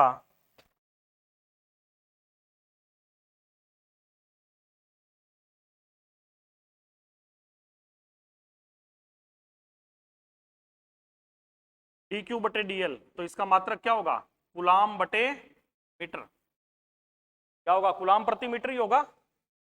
ठीक है, कूलाम प्रति मीटर होगा, ये ध्यान रखना। और इसका विमीय सूत्र क्या बनेगा, विमीय सूत्र देखिए, एसआई मात्रक कूलाम प्रति मीटर। विमीय सूत्र, आवेश का विमीय सूत्र होता है एटी, पहले अभी पढ़ा है ना एटी। लंबाई का होता है एल, तो इसका विमीय सूत्र बनेगा m0, एल ऊपर जाएगा, l माइनस 1 टी ए। ये बन गया रेखीय आवेश घनत्व लैम्डा का विमीय सूत्र, रेखीय आवेश घनत्व लैम्डा का विमीय सूत्र। ठीक है, रहेगा ध्यान में, ये कोई दिक्कत नहीं है। हम आगे गाउस की प्रमेय पढ़ेंगे, उसमें हम रेखीय आवेश की वजह से विद्युत क्षेत्र की तीव्रता निकालेंगे, और वहां पर इस लैम्डा की हमें जरूरत पड़ेगी, इसलिए हम इन चीजों को पहले ही पढ़ रहे हैं। ठीक है ना।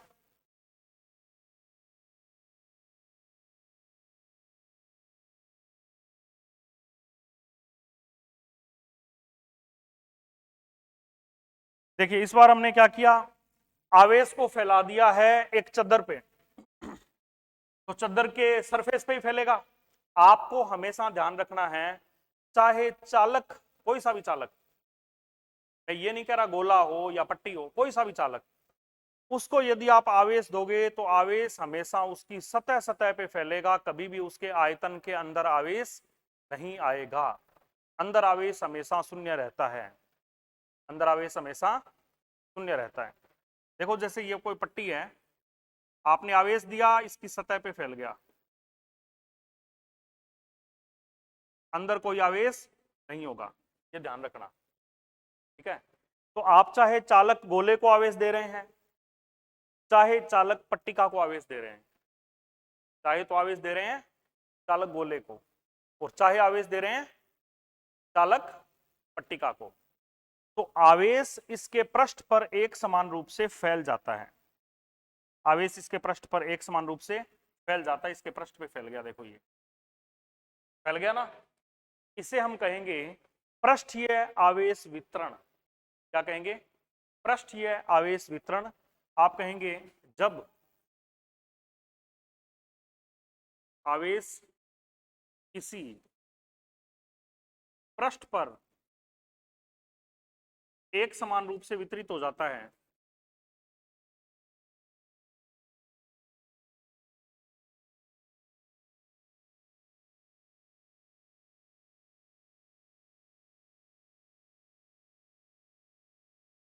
तो इसे पृष्ठीय आवेश वितरण कहते हैं।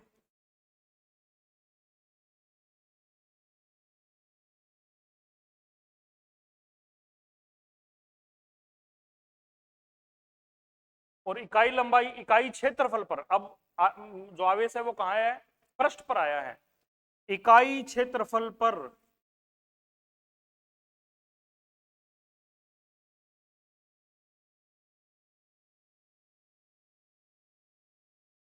आवेश की मात्रा को, इकाई क्षेत्रफल पर आवेश की मात्रा को क्या कहेंगे, पृष्ठीय आवेश घनत्व।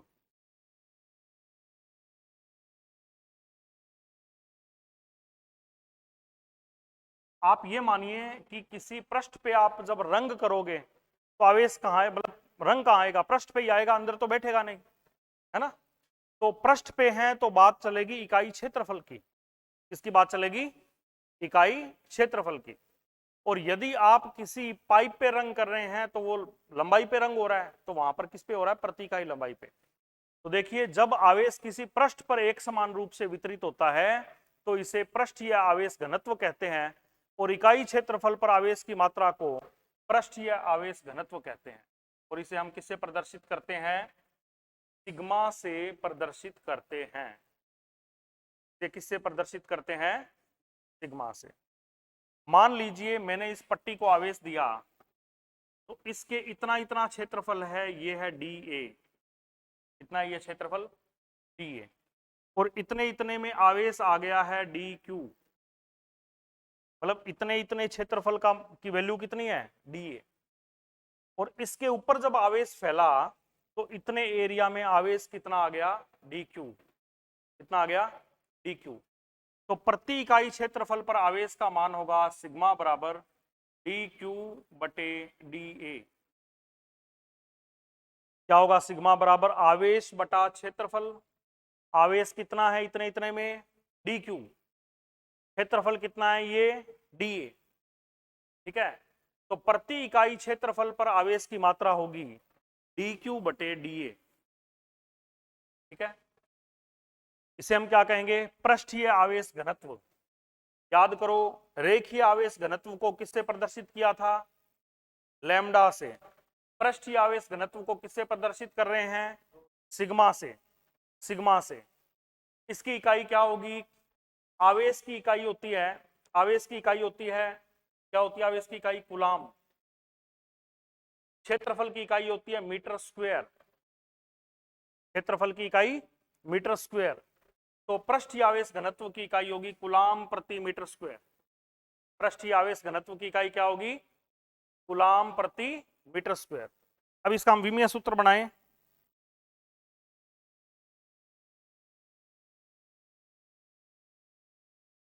तो देखो, आवेश का विमीय सूत्र क्या होगा? एटी। क्षेत्रफल का क्या होगा? L square. क्षेत्रफल दो लंबाइयों का गुणा होता है। क्षेत्रफल, जैसे ये देखो, ये आयत है, तो लंबाई गुणा चौड़ाई है, तो ये भी लंबाई, ये भी लंबाई। विमीय सूत्र में लंबाई को एल से ही दिखाना है, चाहे उसका नाम लंबाई है, चाहे उसका नाम चौड़ाई है, चाहे उसका नाम ऊंचाई है, लेकिन दिखाना किससे है? एल से। तो इस क्षेत्रफल का विमीय सूत्र, जैसे वृत्त है तो पाई इंटू आर स्क्वायर होता है। अब नाम इसका त्रिज्या है, लेकिन एक्चुअल में ये है तो लंबाई, तो इसको हम एल इंटू एल, मतलब क्षेत्रफल को एल स्क्वायर से ही प्रदर्शित करेंगे। ठीक है, तो इसका विमीय सूत्र बनेगा m0 l minus two T A. ये वाला इसका विमीय सूत्र बनेगा। ठीक है, क्या लिखोगे? m0 l minus two T A. ये हो गया इसका विमीय सूत्र। समझ में आ गया? अब हम इसमें आगे देखते हैं। आवेश का घनत्व, आवेश का वितरण यदि किसी आयतन में होता है, किसमें होता है? आयतन। आयतन में होता है तो इसको हम कहेंगे आयतन आवेश वितरण। क्या कहेंगे इसे? आयतन आवेश वितरण। यदि आवेश किसी वस्तु के संपूर्ण आयतन में फैला हुआ हो, कहां पर फैला हुआ हो? संपूर्ण आयतन में फैला हुआ हो, तो इस प्रकार के आवेश वितरण को आयतन आवेश वितरण कहेंगे। और इकाई आयतन में आवेश की मात्रा,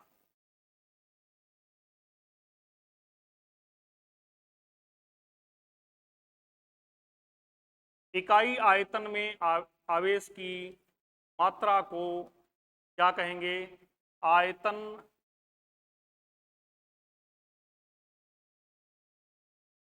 आवेश घनत्व कहते हैं। ठीक है, क्या कहेंगे इसे? आयतन आवेश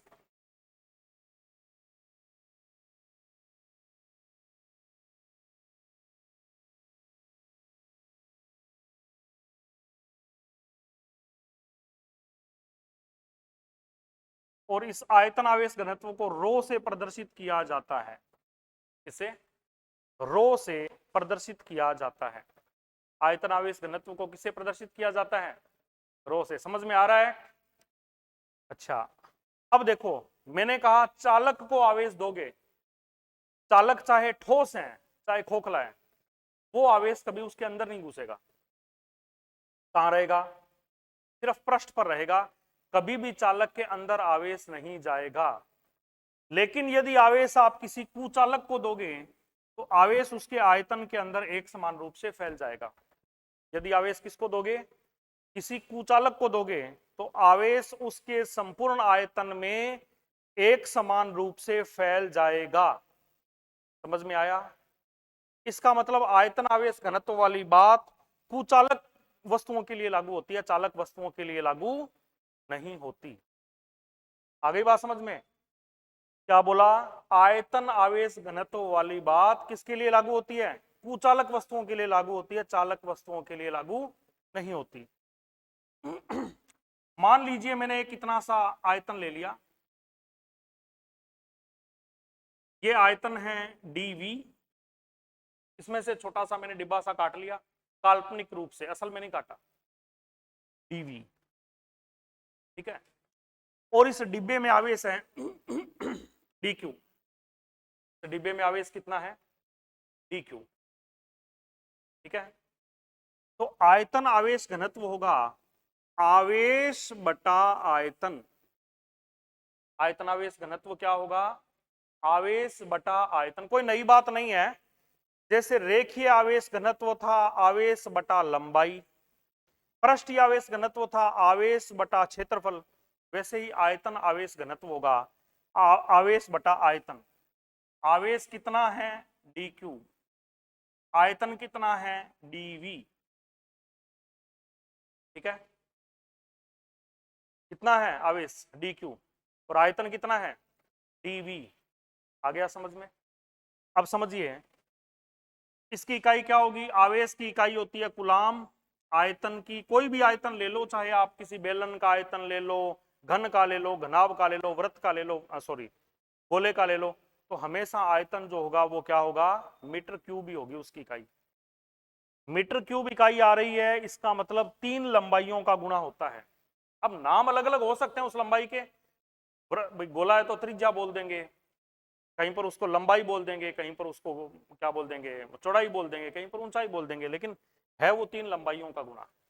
तो विमीय सूत्र निकालें तो आवेश का विमीय सूत्र होगा AT और लंबाई L क्यूब, तो विमीय सूत्र बनेगा m0 L-3TA।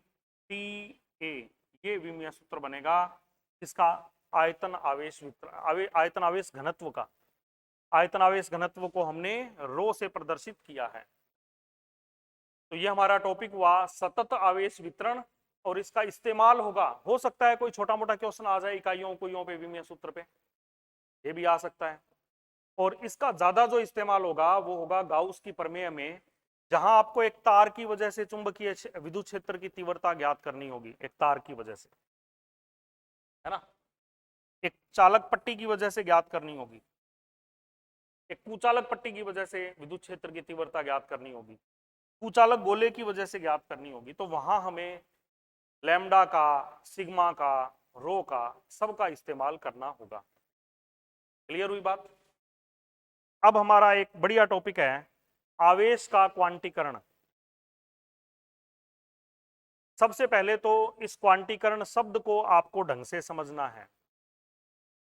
क्वांटीकरण शब्द का मीनिंग क्या है? देखो, आप बाजार से कुछ चीजें खरीदते हैं, है ना, जैसे आप लेने के लिए गए समोसा, और वो आया समोसा 18 रुपए का, और आप दुकानदार को कहते हैं भाई साहब 10 रुपए का आप हमें तोड़ के दे दीजिए, तो वो आपको 10 रुपए का तोड़ के नहीं देगा।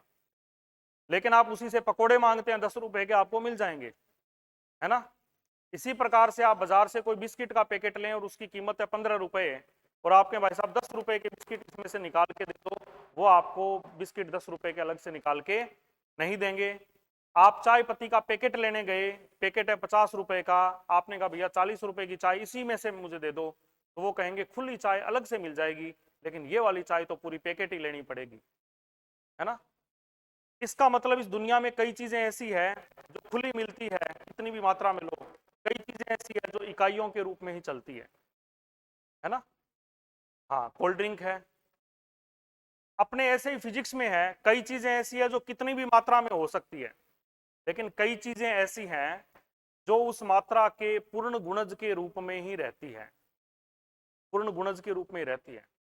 आप मार्केट में गए, बोले 2.5 समोसे दे दो, नहीं देंगे। आप घर पे आप 1.5 रोटी खा सकते हैं, लेकिन होटल पे जाके आपने 1.5 रोटी मांगी तो आपको 1.5 नहीं मिलेगी, या 1 मिलेगी या 2 मिलेगी।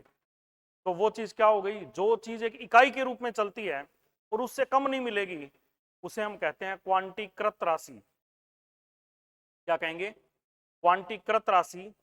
और जो सबसे कम से कम मान है, उससे कम नहीं चलेगा, उसे हम कहते हैं क्वांटा। क्या कहेंगे, क्वांटा। जैसे देखिए, याद करो, लाइट जब चलती है तो ऐसे चल रही है,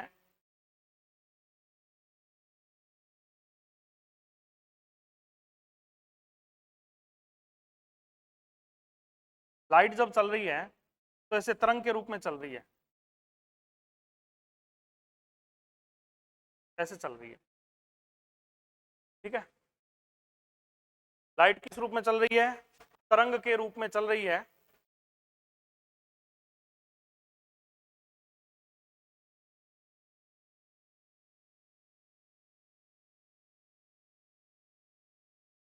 प्रकाश तरंग के रूप में चल रहा है। ये प्रकाश, प्रकाश विद्युत प्रभाव भी उत्पन्न करता है, हमारी आंख की रेटिना में भी से भी कार्य करता है, लेकिन प्रकाश कितनी भी मात्रा में कहीं पे क्रिया नहीं करेगा। इसकी भी छोटी छोटी इकाइयां हैं, जिन्हें हम कहते हैं क्वांटा, जिन्हें हम क्या कहते हैं, क्वांटा। जैसे देखिए,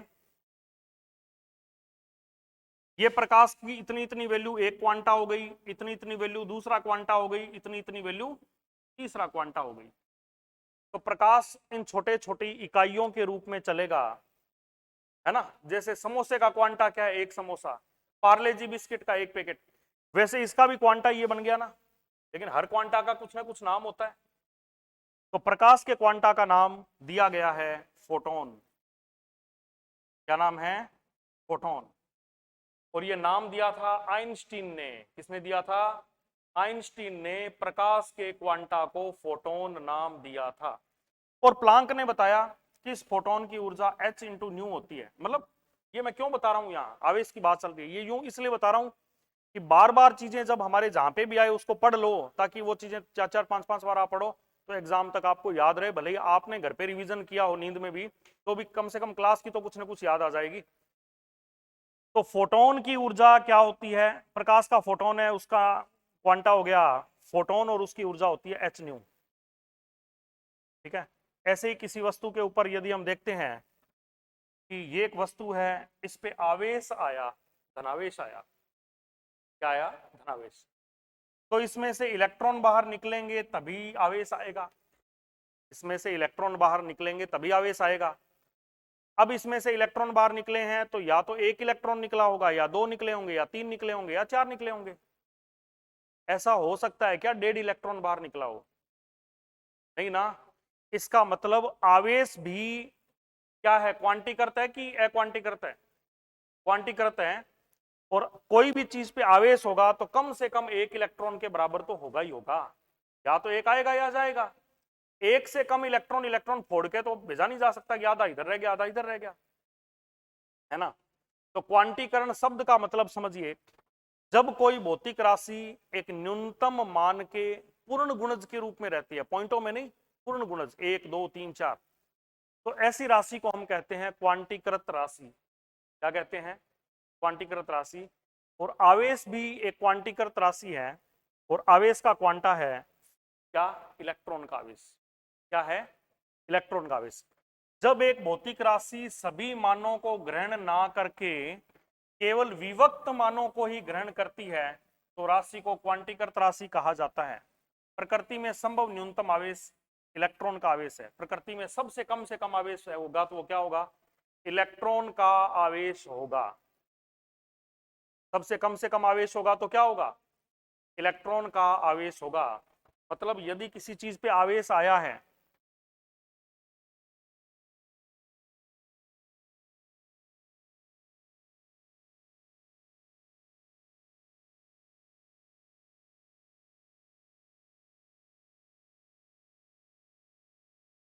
तो कम से कम एक इलेक्ट्रॉन के बराबर आवेश होगा। पेपर में क्वेश्चन आ जाए, निम्न में से कौन सा आवेश संभव नहीं है, आपके पास ए ऑप्शन आया 3.2 × 10⁻⁻19, आपके पास आया 3.2 गुणा 10⁻⁻17। आपके पास आया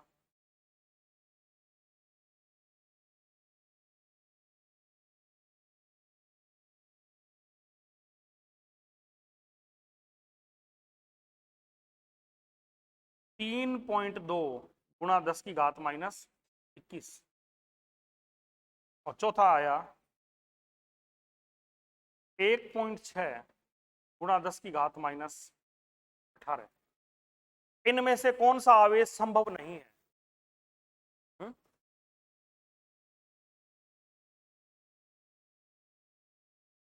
बताओ कौन सा संभव नहीं है। अच्छा चलो ये छोड़ो, मैंने ऐसे कर दिया इसको।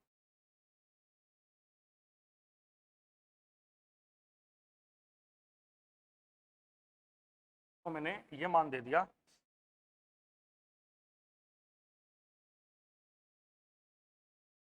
-15 है।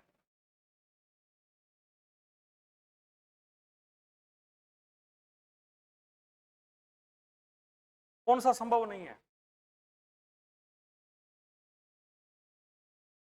अब आप कहोगे डी संभव है या नहीं है? डी संभव है, डी संभव है। क्योंकि इस आवेश को यदि आप देखें, कईयों के इसमें कंफ्यूजन रहता है कि ये है आवेश, देखिए इसमें कितने इलेक्ट्रॉन आ गए। 1.6 गुणा 10⁻⁻19 का भाग लगाइए, इलेक्ट्रॉन, एक इलेक्ट्रॉन के आवेश का भाग लगाइए। तो ये मैंने पॉइंट हटाया, तो ये आ गया आपका 5 गुणा 10⁻4। इतने इलेक्ट्रॉन तो संभव है, लेकिन ये आवेश इलेक्ट्रॉन के आवेश से कम हो गया, 10⁻⁻19 से भी कम हो गया, 10⁻⁻21 हो गया या नहीं? एक इलेक्ट्रॉन से कम आवेश कभी भी संभव नहीं है। तो निम्न में से कौन सा आवेश संभव नहीं है, ऐसा आए तो आपको ये उत्तर फाइनल करना है। निम्न में से कौन सा आवेश संभव नहीं है, तो आपको ये वाला उत्तर फाइनल करना है। ठीक है, तो बताइए आवेश का क्वांटा क्या है? आवेश का क्वांटा मतलब किसी चीज पे आवेश कितने से कम नहीं हो सकता, एक इलेक्ट्रॉन के आवेश से कम नहीं हो सकता। तो आवेश का क्वांटा हो गया एक इलेक्ट्रॉन। आवेश का क्वांटा क्या हो गया? एक इलेक्ट्रॉन। ये हो गया आवेश का क्वांटा।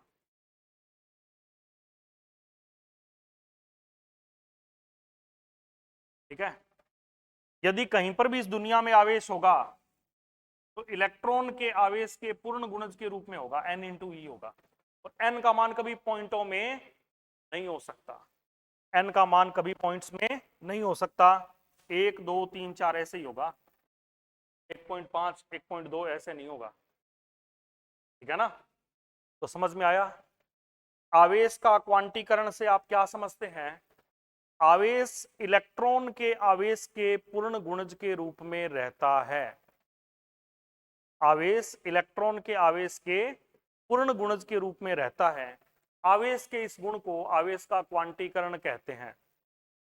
ठीक है, और आवेश का क्वांटा है एक इलेक्ट्रॉन का आवेश। जैसे देखिए एक वैज्ञानिक था जिसने इसका अपवाद बताया था, उस वैज्ञानिक का नाम था गैलमान। उस वैज्ञानिक का क्या नाम था? गैलमान। उसने क्या बताया कि प्रकृति में एक कण होते हैं जिनका नाम है क्वार्क। बोले उन पर आवेश होता है +-e/3, +-2e/3, +-4e/3। लेकिन वैज्ञानिकों ने उसकी बात को नकार दिया। बोले क्वार्क प्रकृति के मूलभूत कण नहीं है। क्वार्क तो केवल जब आवेश बनते हैं उस दौरान बीच बीच में कभी कभी बनते हैं। हालांकि गैलमान ने यह अपवाद बताया था आवेश के क्वांटीकरण का, लेकिन यह अपवाद सही नहीं माना गया। समझ में आ गई बात? तो आवेश का क्वांटा क्या हो गया? इलेक्ट्रॉन का आवेश। यह आवेश कभी भी संभव नहीं है, यह भी आवेश संभव नहीं है, यह भी आवेश कभी संभव।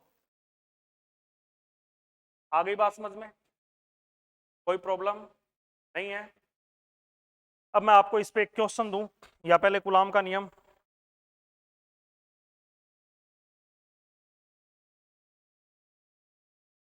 देखो जैसे मैं आपको एक क्वेश्चन दे रहा हूं,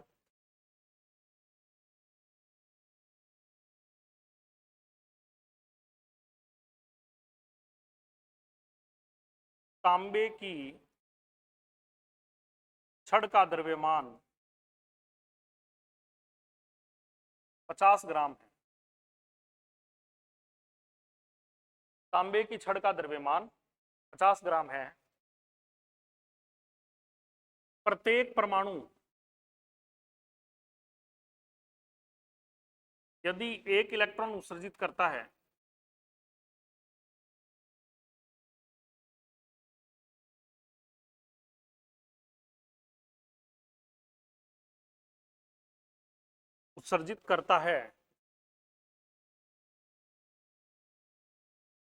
तो छड़ पर आवेश ज्ञात कीजिए।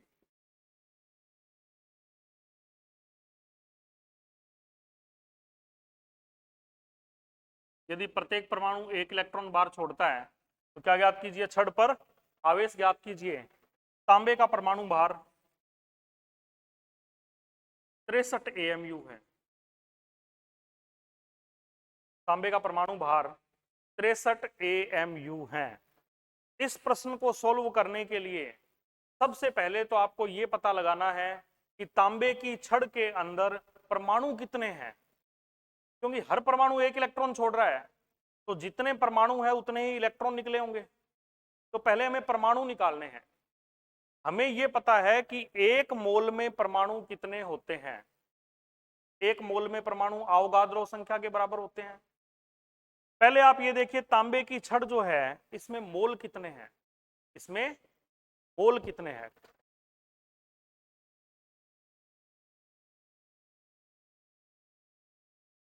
मोलों की संख्या देखिए, जितना परमाणु भार होता है उतना ही एक मोल का द्रव्यमान होता है। मेरे इस लाइन को दोबारा से सुनिए, जितना परमाणु भार होता है उतना ही एक मोल का द्रव्यमान ग्राम में होता है। ठीक है, आ गया समझ में? एक परमाणु और एक मोल में क्या फर्क है? एक परमाणु तो एक परमाणु है, नाभिक और उसके चारों ओर इलेक्ट्रॉन, और एक मोल का मतलब होता है अवोगाद्रो संख्या। एक मोल का मतलब इतने परमाणु होते हैं।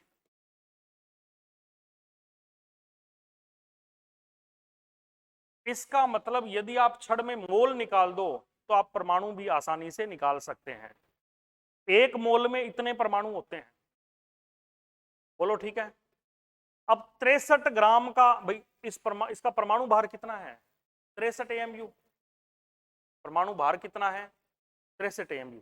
और अभी मैं आपको एक बात बार बार बोल रहा था कि किसी भी परमाणु का भार, एक परमाणु का भार जितना AMU में होता है उतना का उतना ही भार एक मोल का ग्राम में होता है। जैसे तांबे के एक परमाणु का भार है 63 AMU, तो एक मोल का भार होगा 63 ग्राम। समझ में आया? एक परमाणु का भार 63 AMU है तो एक मोल का भार मतलब इतने परमाणु का भार 63 ग्राम होगा। ये इसी में नहीं हर एक पे लागू होता है। जैसे मैं कहूं ये है जी नाइट्रोजन, इसका अणु भार है 28 AMU। एक अणु का भार जितना AMU में है एक मोल का भार उतना का उतना ही ग्राम में होगा। एक मोल का भार उतना का उतना ही ग्राम में होगा।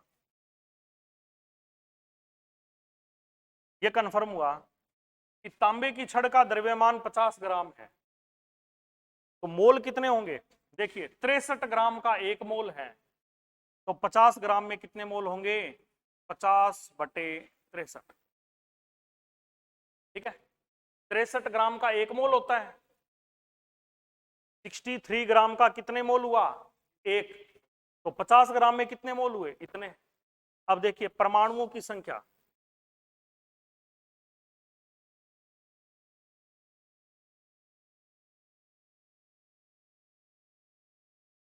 परमाणुओं की संख्या कितनी आएगी?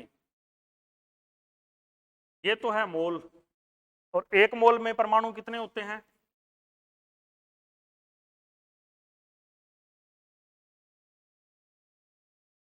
कितने परमाणु? और एक परमाणु एक इलेक्ट्रॉन छोड़ रहा है, एक परमाणु एक इलेक्ट्रॉन, तो यही आ जाएगी इलेक्ट्रॉनों की संख्या। ये क्या आ जाएगी, इलेक्ट्रॉनों की संख्या, ये इलेक्ट्रॉनों की संख्या आ जाएगी। तो अब आवेश कितना आएगा, आवेश आएगा, इलेक्ट्रॉनों की संख्या आ गई इतनी,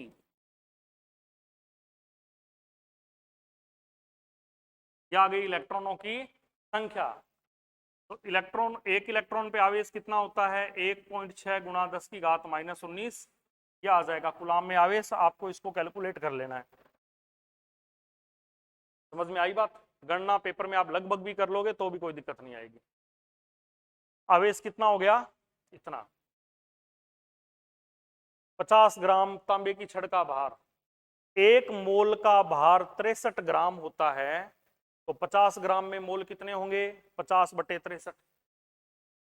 ठीक, 1 मोल में परमाणु कितने होते हैं, इतने, तो इतने मोल में होंगे, गुणा कर दो।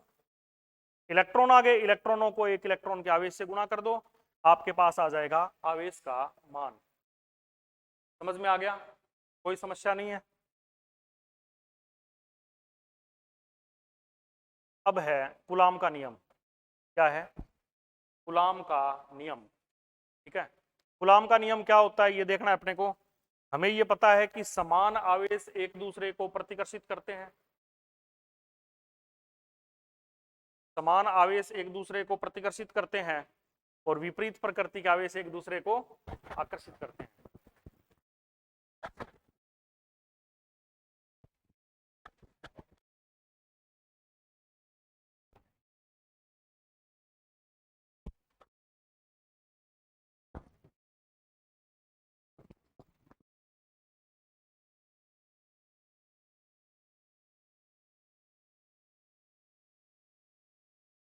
आपने पढ़ा है कि समान प्रकृति के आवेश मतलब प्लस प्लस एक दूसरे को प्रतिकर्षित करते हैं, माइनस माइनस एक दूसरे को प्रतिकर्षित करते हैं, है ना, और विपरीत प्रकृति के आवेश एक दूसरे को आकर्षित करते हैं। जैसे प्लस और माइनस एक दूसरे को आकर्षित करेंगे तो बल ही तो लगाएंगे।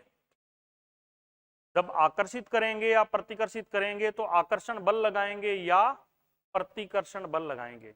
ये बल कितना होगा, किस सूत्र से निकलेगा, ये अपने को पढ़ना है। तो देखिए कूलाम का नियम क्या कहता है कि कूलाम का नियम एक तो बिंदुवत आवेशों के लिए लगता है। बिंदुवत मतलब फैले हुए नहीं होने चाहिए आवेश, एक जगह पे इकट्ठे हुए माने, हम फैले हुए नहीं माने। तो हम ये कहेंगे कि कूलाम ने कहा कि दो बिंदुवत व स्थिर आवेशों के मध्य, बिंदुवत व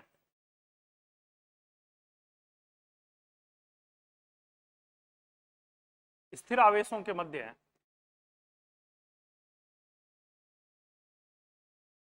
कार्य करने वाला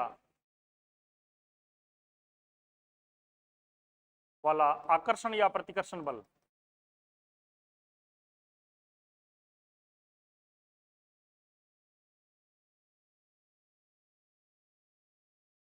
दो चीजों के समानुपाती है।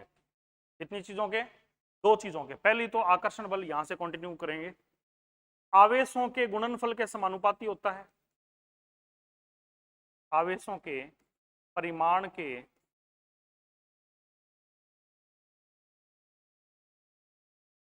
गुणनफल के समानुपाती है, आवेशों के परिमाण के गुणनफल के समानुपाती है, और दूरी के वर्ग के व्युत्क्रमानुपाती है।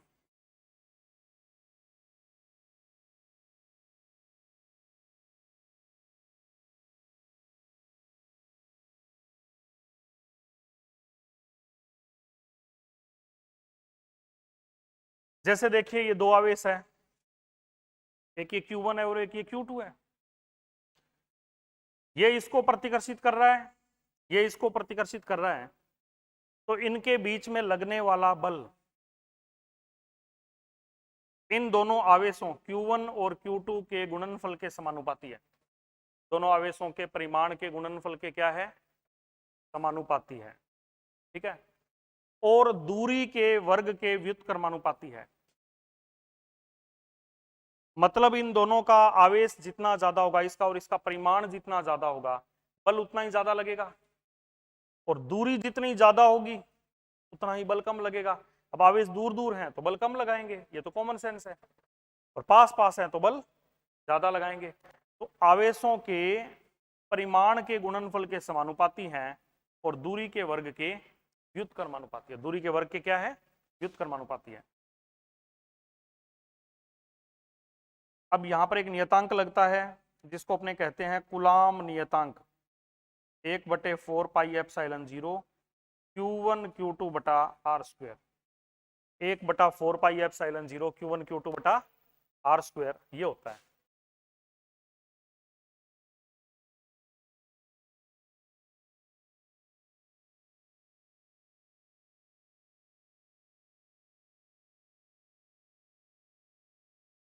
देखो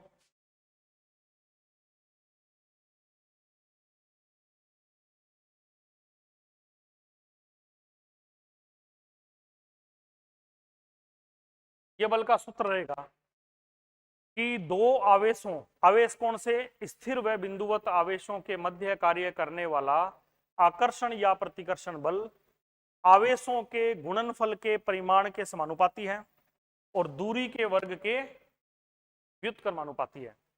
और यहां पर इस चीज को हम कह देते हैं के का मतलब है कूलाम नियतांक। के का क्या हो गया? कूलाम नियतांक। के का मान हो गया कूलाम नियतांक। और कूलाम नियतांक की का मान एमकेएस में होता है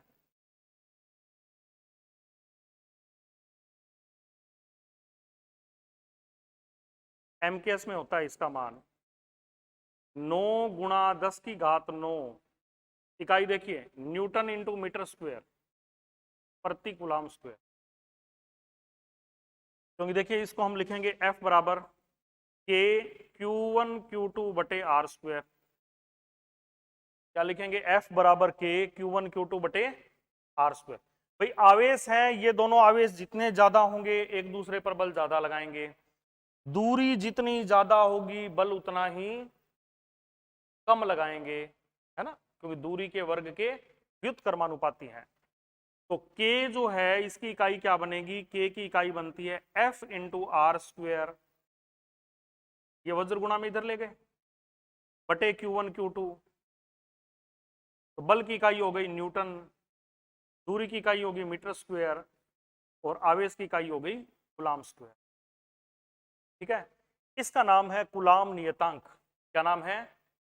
कूलाम नियतांक। और इसी का सीजीएस में मान होता है एक। क्या होता है? एक। न्यूटन की जगह पे कौन आ जाएगा? डाइन। मीटर स्क्वायर की जगह पे क्या आ जाएगा? Centimetre square. कूलाम स्क्वायर की जगह पे क्या आ जाएगा? State coulomb square. ये आ गई सीजीएस में। क्या आ गई ये? सीजीएस के अंदर। समझ में आया? ये मान अपने को याद रखने हैं। ऑब्जेक्टिव प्रश्न में जब सादा पेपर आता है बिल्कुल सिंपल, तो कई बार ऐसी चीजों की वैल्यू भी पूछ लेते हैं। एप्सिलॉन 0 क्या है? एप्सिलॉन 0 है निर्वात की विद्युतशीलता या वायु की विद्युतशीलता, एक ही बात है। इसको हम क्या कहेंगे?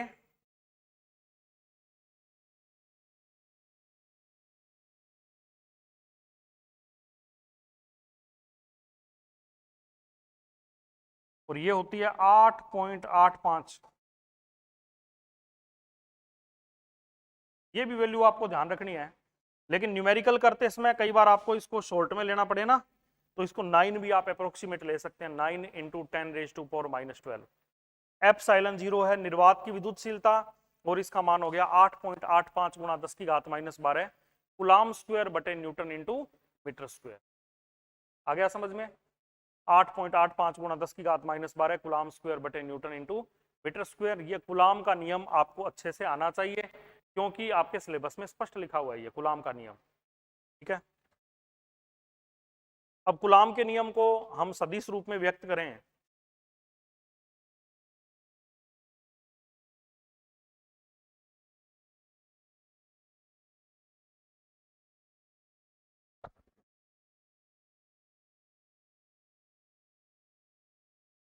हाँ 10 की, अभी देखो इन्होंने एक क्वेश्चन है कि 1 न्यूटन में डाइन कितने होते हैं? 1 न्यूटन में 10 की घात 5 डाइन होते हैं, ये भी आप ध्यान रखना। 1 जूल में कितने होते हैं? 10⁻7 अर्ग होते हैं, ये भी आपको ध्यान रखना है। ठीक है, अभी मैंने जो सीजीएस में मान निकाला है वो मैंने कैसे निकाला है, देखना कि के का मान एमकेएस में है 9 × 10⁻9 न्यूटन इंटू मीटर स्क्वायर बटे कूलाम स्क्वायर।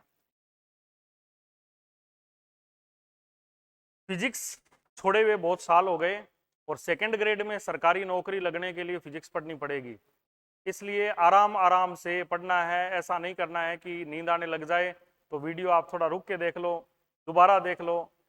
ऐसे नहीं करना है कि भाई फिजिक्स इससे बढ़िया छोड़ दें, छोड़ना नहीं है, क्योंकि फिजिक्स छोड़ने का मतलब है सरकारी नौकरी छूट गई। ठीक है ना, ऐसा काम नहीं करना।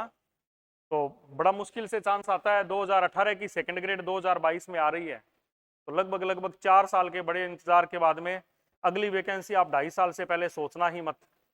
तो इसलिए इसी वैकेंसी में यदि आपको पार होना है, ये फिजिक्स चाहे बोर लगे चाहे अच्छी लगे चाहे बढ़िया, लेकिन ये बहुत ही बढ़िया है, क्योंकि जिसको फिजिक्स आती होगी ना उसका सिलेक्शन तो 100% होगा ही होगा, क्योंकि बायो सबकी एवरेज है, जीके सबकी एवरेज है, केमिस्ट्री थोड़ी ठीक ठाक सी रहती है सबकी। फिजिक्स जिनकी 0 है वो 500 से ऊपर ऊपर की रैंक में या तो आएंगे या डबल लिस्ट में आएंगे, सिंगल में नहीं आएंगे। फिजिक्स आपने बढ़िया कर रखी है, निश्चित रूप से आप जो है वो सिलेक्शन की अच्छी कैटेगरी में अच्छी रैंक के अंदर आप आ जाएंगे, स्टार्ट की टॉप 200 में भी आ सकते हैं यदि आपने पूरा सिलेबस ढंग से कर रखा है तो। ठीक है ना, तो ये के का मान आ गया। इसको सीजीएस में मैंने 1 लिख दिया सीधा, लेकिन ये कहां से आया यदि आप जानना चाहो तो मैं बता रहा हूं। देखिए 9 × 10⁻9 है, इन सब चीजों को मैं सीजीएस बना दूं तो मुझे के का मान भी सीजीएस में मिल जाएगा। इन सभी चीजों को मैं सीजीएस बना दूं तो मुझे के का मान सीजीएस में मिल जाएगा। 1 न्यूटन में 10⁻5 डाइन होते हैं, ये मैंने डाइन में बदल दिया। अब ये मीटर स्क्वायर, 1 मीटर में 100 सेंटीमीटर होते हैं, तो मीटर स्क्वायर हो जाएगा 100 मीटर इंटू 100 मीटर। तो ये लिख देंगे आप 100 metre into 100 metre, sorry centimetre. और कुलाम स्क्वायर हो जाएगा 3 × 10⁻9, स्टेट कुलाम का स्क्वायर है, ये हो जाएगा 3 × 10⁻9 इंटू 3 × 10⁻9 स्टेट कुलाम का स्क्वायर। सब चीज सीजीएस में आ गई। अब देखिए 3 इंटू 3 9, इस 9 से कट गया, 10⁻9 इस 10⁻9 से कट गया, और 1 2 3 4 और 5 कितनी हो गई? 9 0। ये सब की सब इससे कट गई, क्या बचा? एक डाइन इंटू सेमी स्क्वायर प्रति स्टेट कुलाम स्क्वायर। ठीक है, तो ये अपनी सीजीएस में वैल्यू आ गई कुलाम नियतांक की। ये एमके सीजीएस दोनों में ध्यान रखना, क्योंकि केमिस्ट्री में जब आप नील्स बोर की अवधारणा पढ़ रहे होते हैं तो वहां पर आपको सीजीएस में भाई जैसे वहां पे लिखा होता है k Z e square upon r square बराबर में एम वी स्क्वायर बटे आर, ये तो होता है फिजिक्स में। और केमिस्ट्री में ये के नहीं लिखा होता, तो केमिस्ट्री में सारी गणनाएं सीजीएस में होती है, इसलिए के का मान वहां 1 लिया हुआ होता है। बात समझ में आई है तो बढ़िया, नहीं तो उस चैप्टर में आ जाएगी।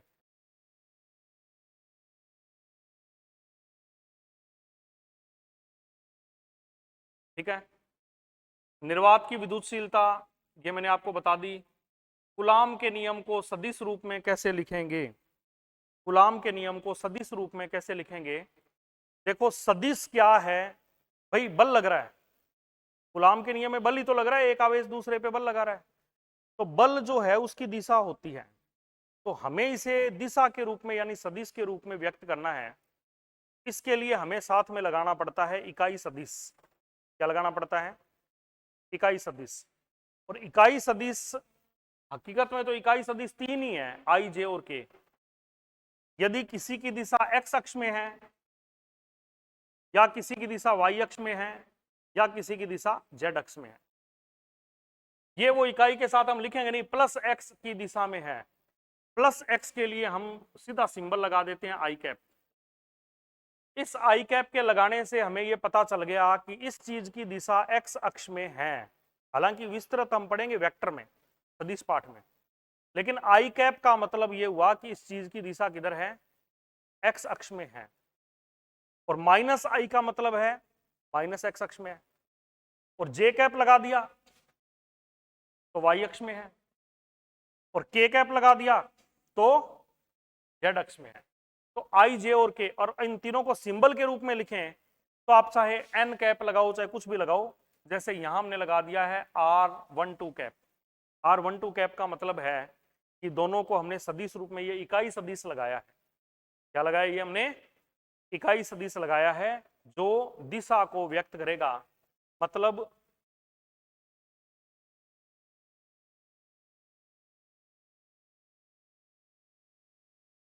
ये दो आवेश है Q1 और Q2, ये इस पे बल लगा रहा है इधर, ये इस पे बल लगा रहा है इधर, ठीक है। तो बल को हम सदिश रूप में ऐसे व्यक्त करेंगे के Q1 Q2 बटे R स्क्वायर R कैप। 1-2 का मतलब है दूसरे ने पहले पे लगाया, और 2-1 का मतलब आ जाएगा पहले ने दूसरे पे लगाया। तो इस प्रकार से आप बल को व्यक्त करेंगे, और बल को लिखते समय सदिश, ये वेक्टर लगाना जरूरी है। ये सदिश निरूपण इस प्रकार से होता है। आगे बात समझ में? कोई दिक्कत? अब है माध्यम का क्या प्रभाव पड़ता है। क्या माध्यम का भी कुछ प्रभाव पड़ता है क्या?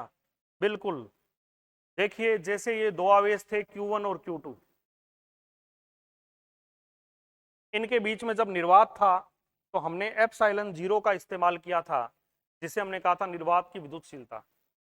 या तो इस टॉपिक को अपने अगले वीडियो में पढ़ते हैं, उसमें न्यूमेरिकल भी आ जाएंगे, ठीक है ना, क्योंकि ये वीडियो लगभग मेरे हिसाब से पौने 2 घंटे का हो गया, जो काफी लेंथी हो जाएगा, है ना। इसलिए एक बार अपने इसको यहीं पे टॉपिक को क्लोज करके और यहाँ से अपने नेक्स्ट वीडियो के अंदर पढ़ेंगे। Okay, thank you, have a nice day.